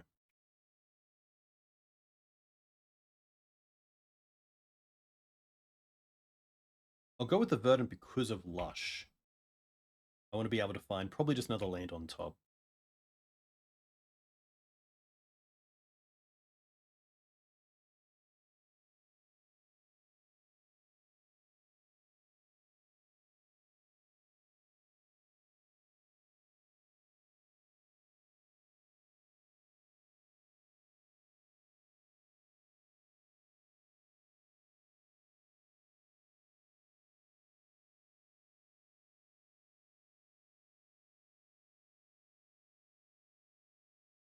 Now this is going to get out of hand pretty quick.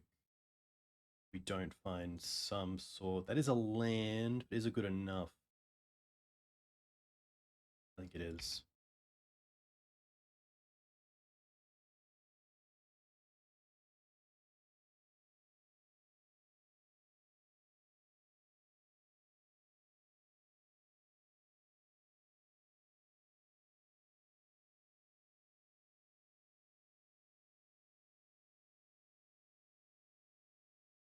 But unfortunately, the Pride going wide is going to be a real issue if we don't find a Swords to Plowshares.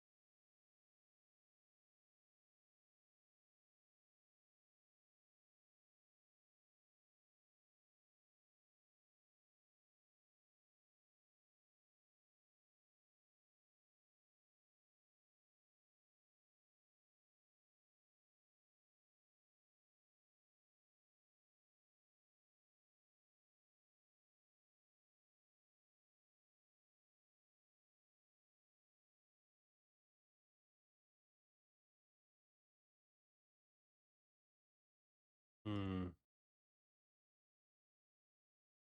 We can try.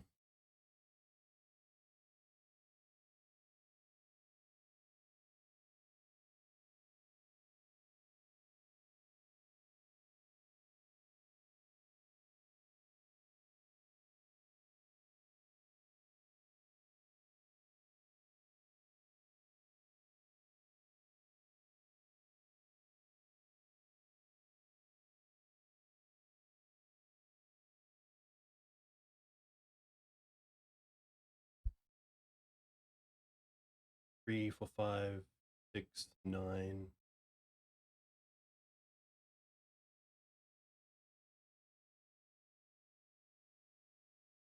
Tough, because 9 plus 3 is 12, and then the bombardment.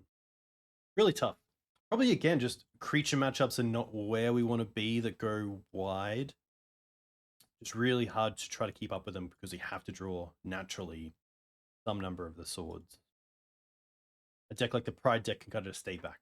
It's not like our creatures are going to be able to deal with their attackers every turn because we have bigger creatures, obviously. They don't need to attack, so... Yeah, definitely a tough one. I think even something like a Wrath of the Skies in the board would be kind of interesting. Some sort of sweeper effect. I think Blast Zone is probably too slow. Yeah.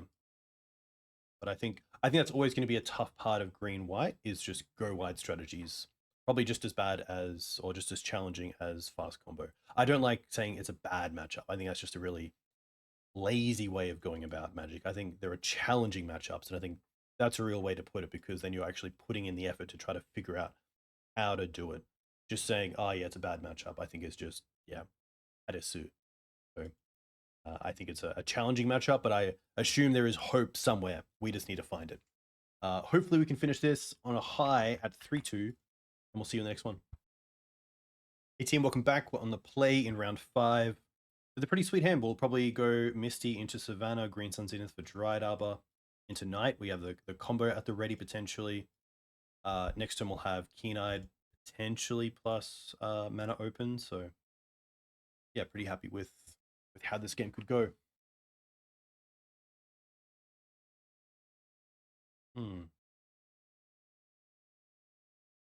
Yeah. 2 options, turn 2.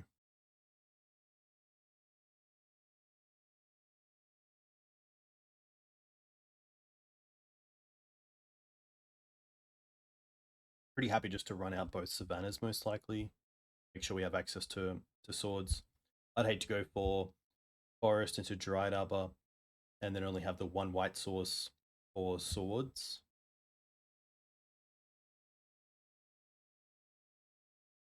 Might even allow us to double play Knight and Swords on turn 3 if we want to go turn 2 Keen-Eyed.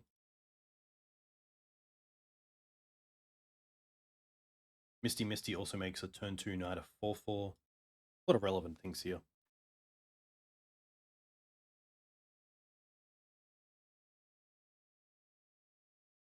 I'm having a pretty big think about their opener.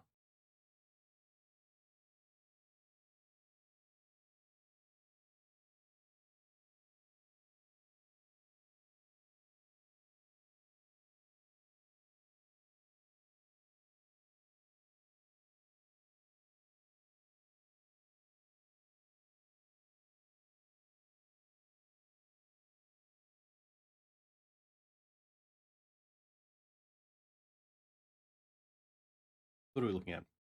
Green Suns, Dryad Arbor, turn 2 potentially Keen-Eyed, or Knight, and then turn 3 play Stage, and then we have access to the combo. Against a combo deck that doesn't use the graveyard, Knight's going to be pretty crucial. Having the swords in the opener is really nice. Obviously, we don't have a way to tutor for it. So pretty well balanced hand. I just hope we get more than 2 turns. Opponent may also just be away from the key. Now is actually a great time to talk about the Green Sun Zenith. I'm currently going through and slowly updating a lot of the older content. I recently updated the take on the best graveyard hate for Legacy Mav, which I do think does have some crossover with other decks, so potentially check that out if you're keen on that sort of content. Otherwise, I very much appreciate the support.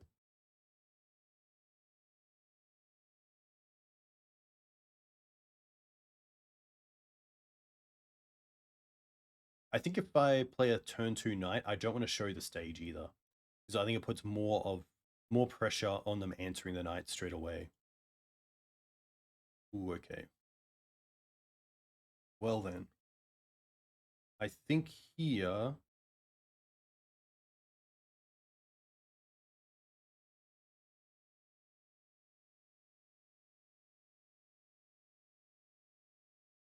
If I play the stage and knight and then I draw naturally Wasteland, I can still go for the combo while also having access to Wasteland off the top.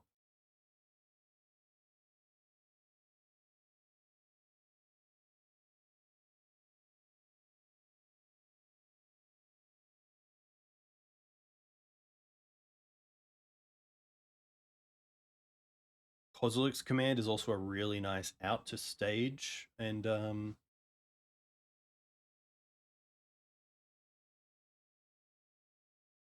Dark Depths, so I think I might just try to go for Green Suns for Safekeeper first.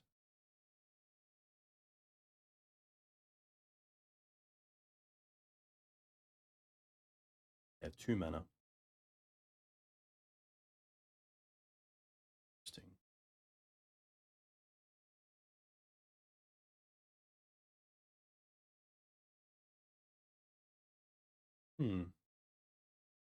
I mean, Cub is also pretty cool.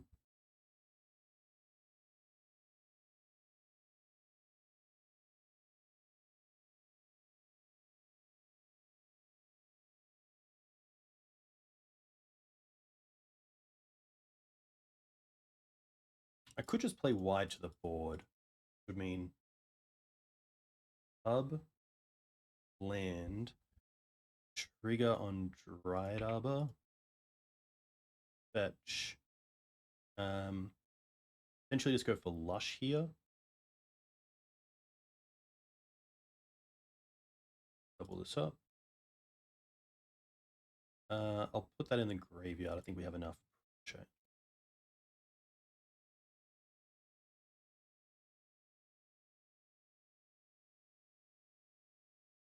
Attack for 7. And then next turn, if we get Baloth, we have lethal.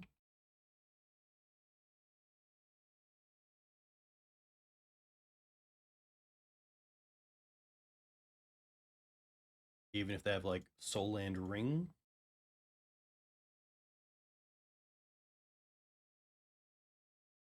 Guess we would need another land.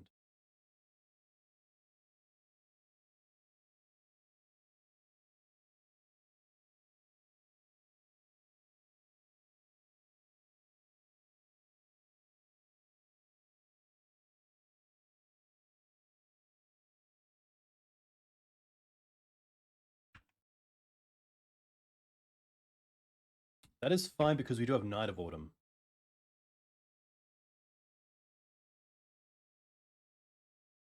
Players can't pay life, spells, or activate abilities that aren't mana abilities.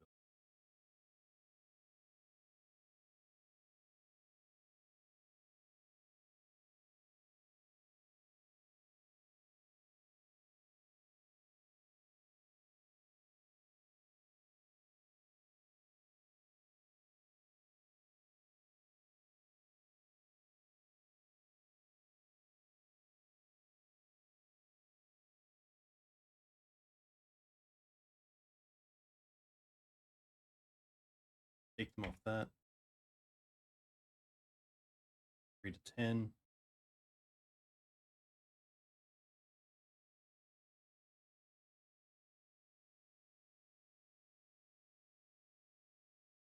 Knight of Autumn, they're pretty clutch.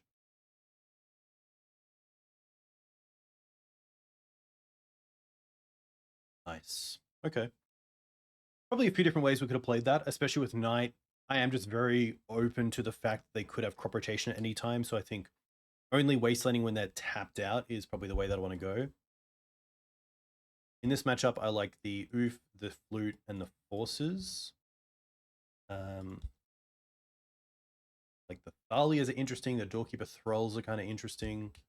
I would assume this is going to be like a true futurism style list.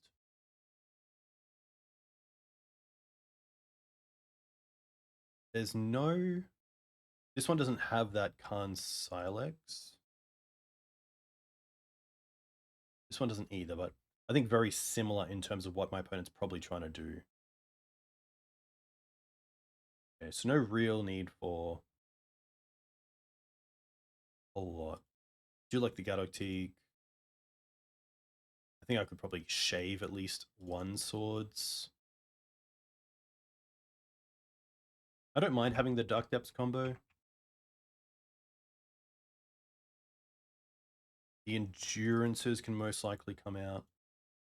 Although hitting their graveyard's kind of nice in response to a no, I don't think it's worth it. The Cubs are great. Baloth is great. I could see like Reclaimers being trimmed. Maybe 3 Force of Vigors is overkill. Sphere. Obviously they had Khan Sight, so like I assume they're gonna have flutes. Maybe just the 2. Maybe something like this is fine.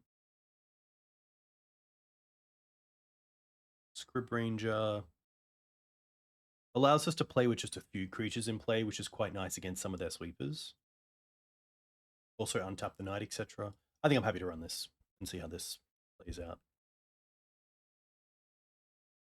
Probably want like turn 1 mana acceleration and then turn 2 either Ouphe or Teeg. Knight of Autumn there really clutch.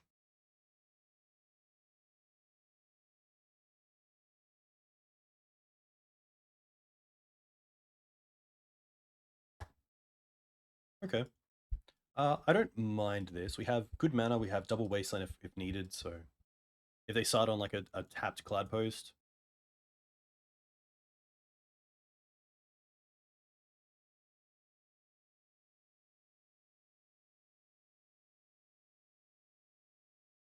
I'm going to play the Wasteland and pass. This is, of course, a forest here, which is kind of nice. And I don't want to throw this into a prop just yet.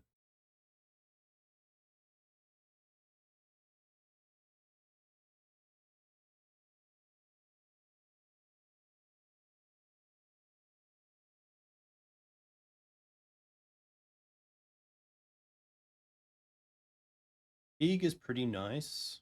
So let's fetch here. Get Savannah.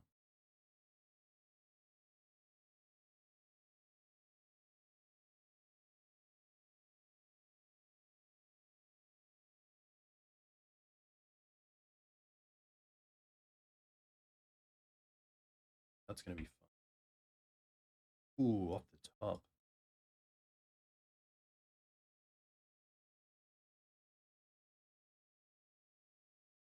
Play this. Again. Knight of Autumn just shutting things. Get in with Teeg.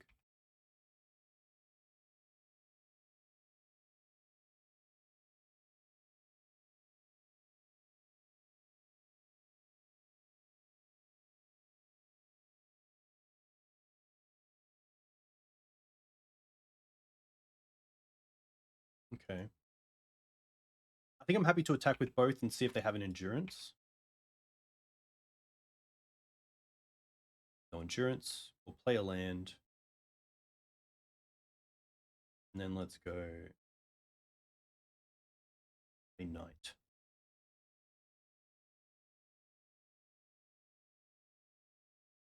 No, I'm not going to use the Wasteland just yet. I am going to be very patient with this. Just because I'm not sure what I'm actually too worried about.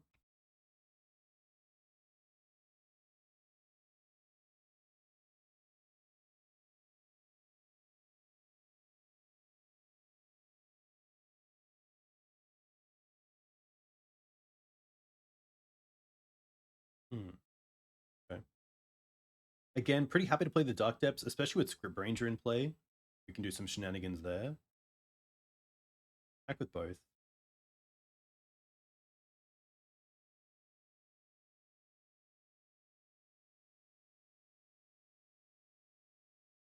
And then here we're just going to hold up the Scryb.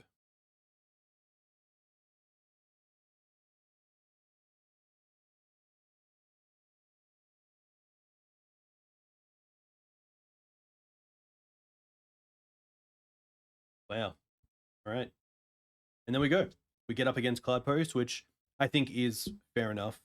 I mean, to play the match out where we don't even have to use the Wastelands against a deck that uses lands to get ahead is just a phenomenal showing of how good Gaddock Teeg is. And of course, you know, Knight of Autumn hitting the Khan Silex there. Very, very lucky.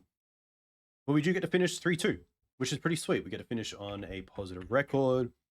And I think that's just a good showing into a deck that, you know, definitely has its challenges. It's not some blue, black, good cards deck.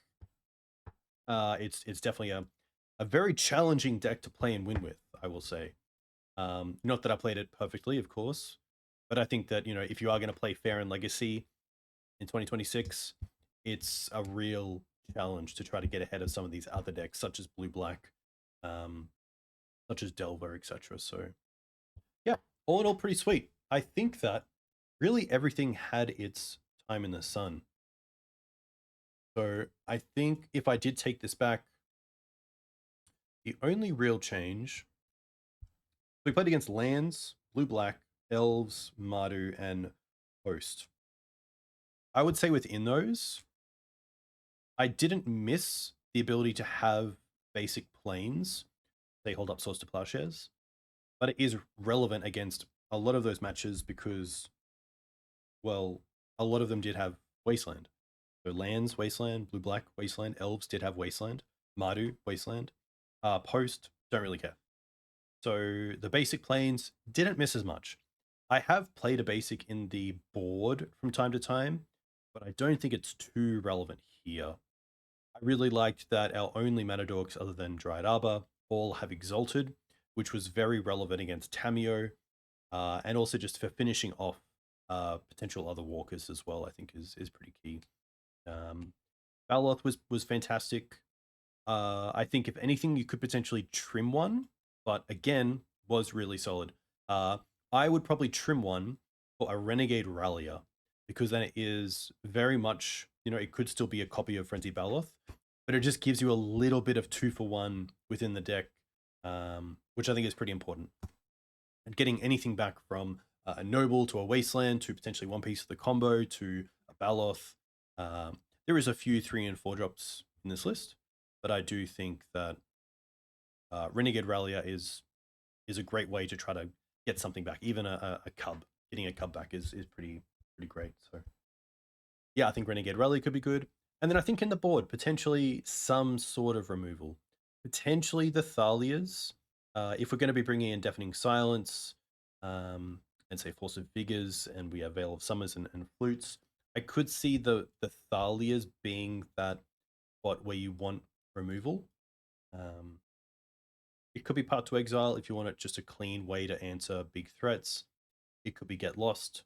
It could be Prismatic, but I think Get Lost kind of in green-white specifically probably is just a little bit better. But all in all, I think the league went pretty well. Pretty happy with the performance. I think that you are going to find some pretty challenging matchups like the other creature-based combo or go wide decks that are just quite hard to be able to control how wide or quick they perform. And I do think that, yeah, potentially having, you know, instead of the Doorkeeper Thralls, maybe Containment Priest, instead of the Thalias, having more removal. So I'll say that. But a huge thank you to Lorenzo for the list. I really appreciate it. Looking forward to the feedback. You who watch this, a huge appreciation. If you like this content, definitely consider subscribing to the channel, leaving me some comments about what you thought. Yeah, all in all, pretty happy. We'll see how we go with this one. So thank you again. Have a great week ahead, and I'll chat to you soon.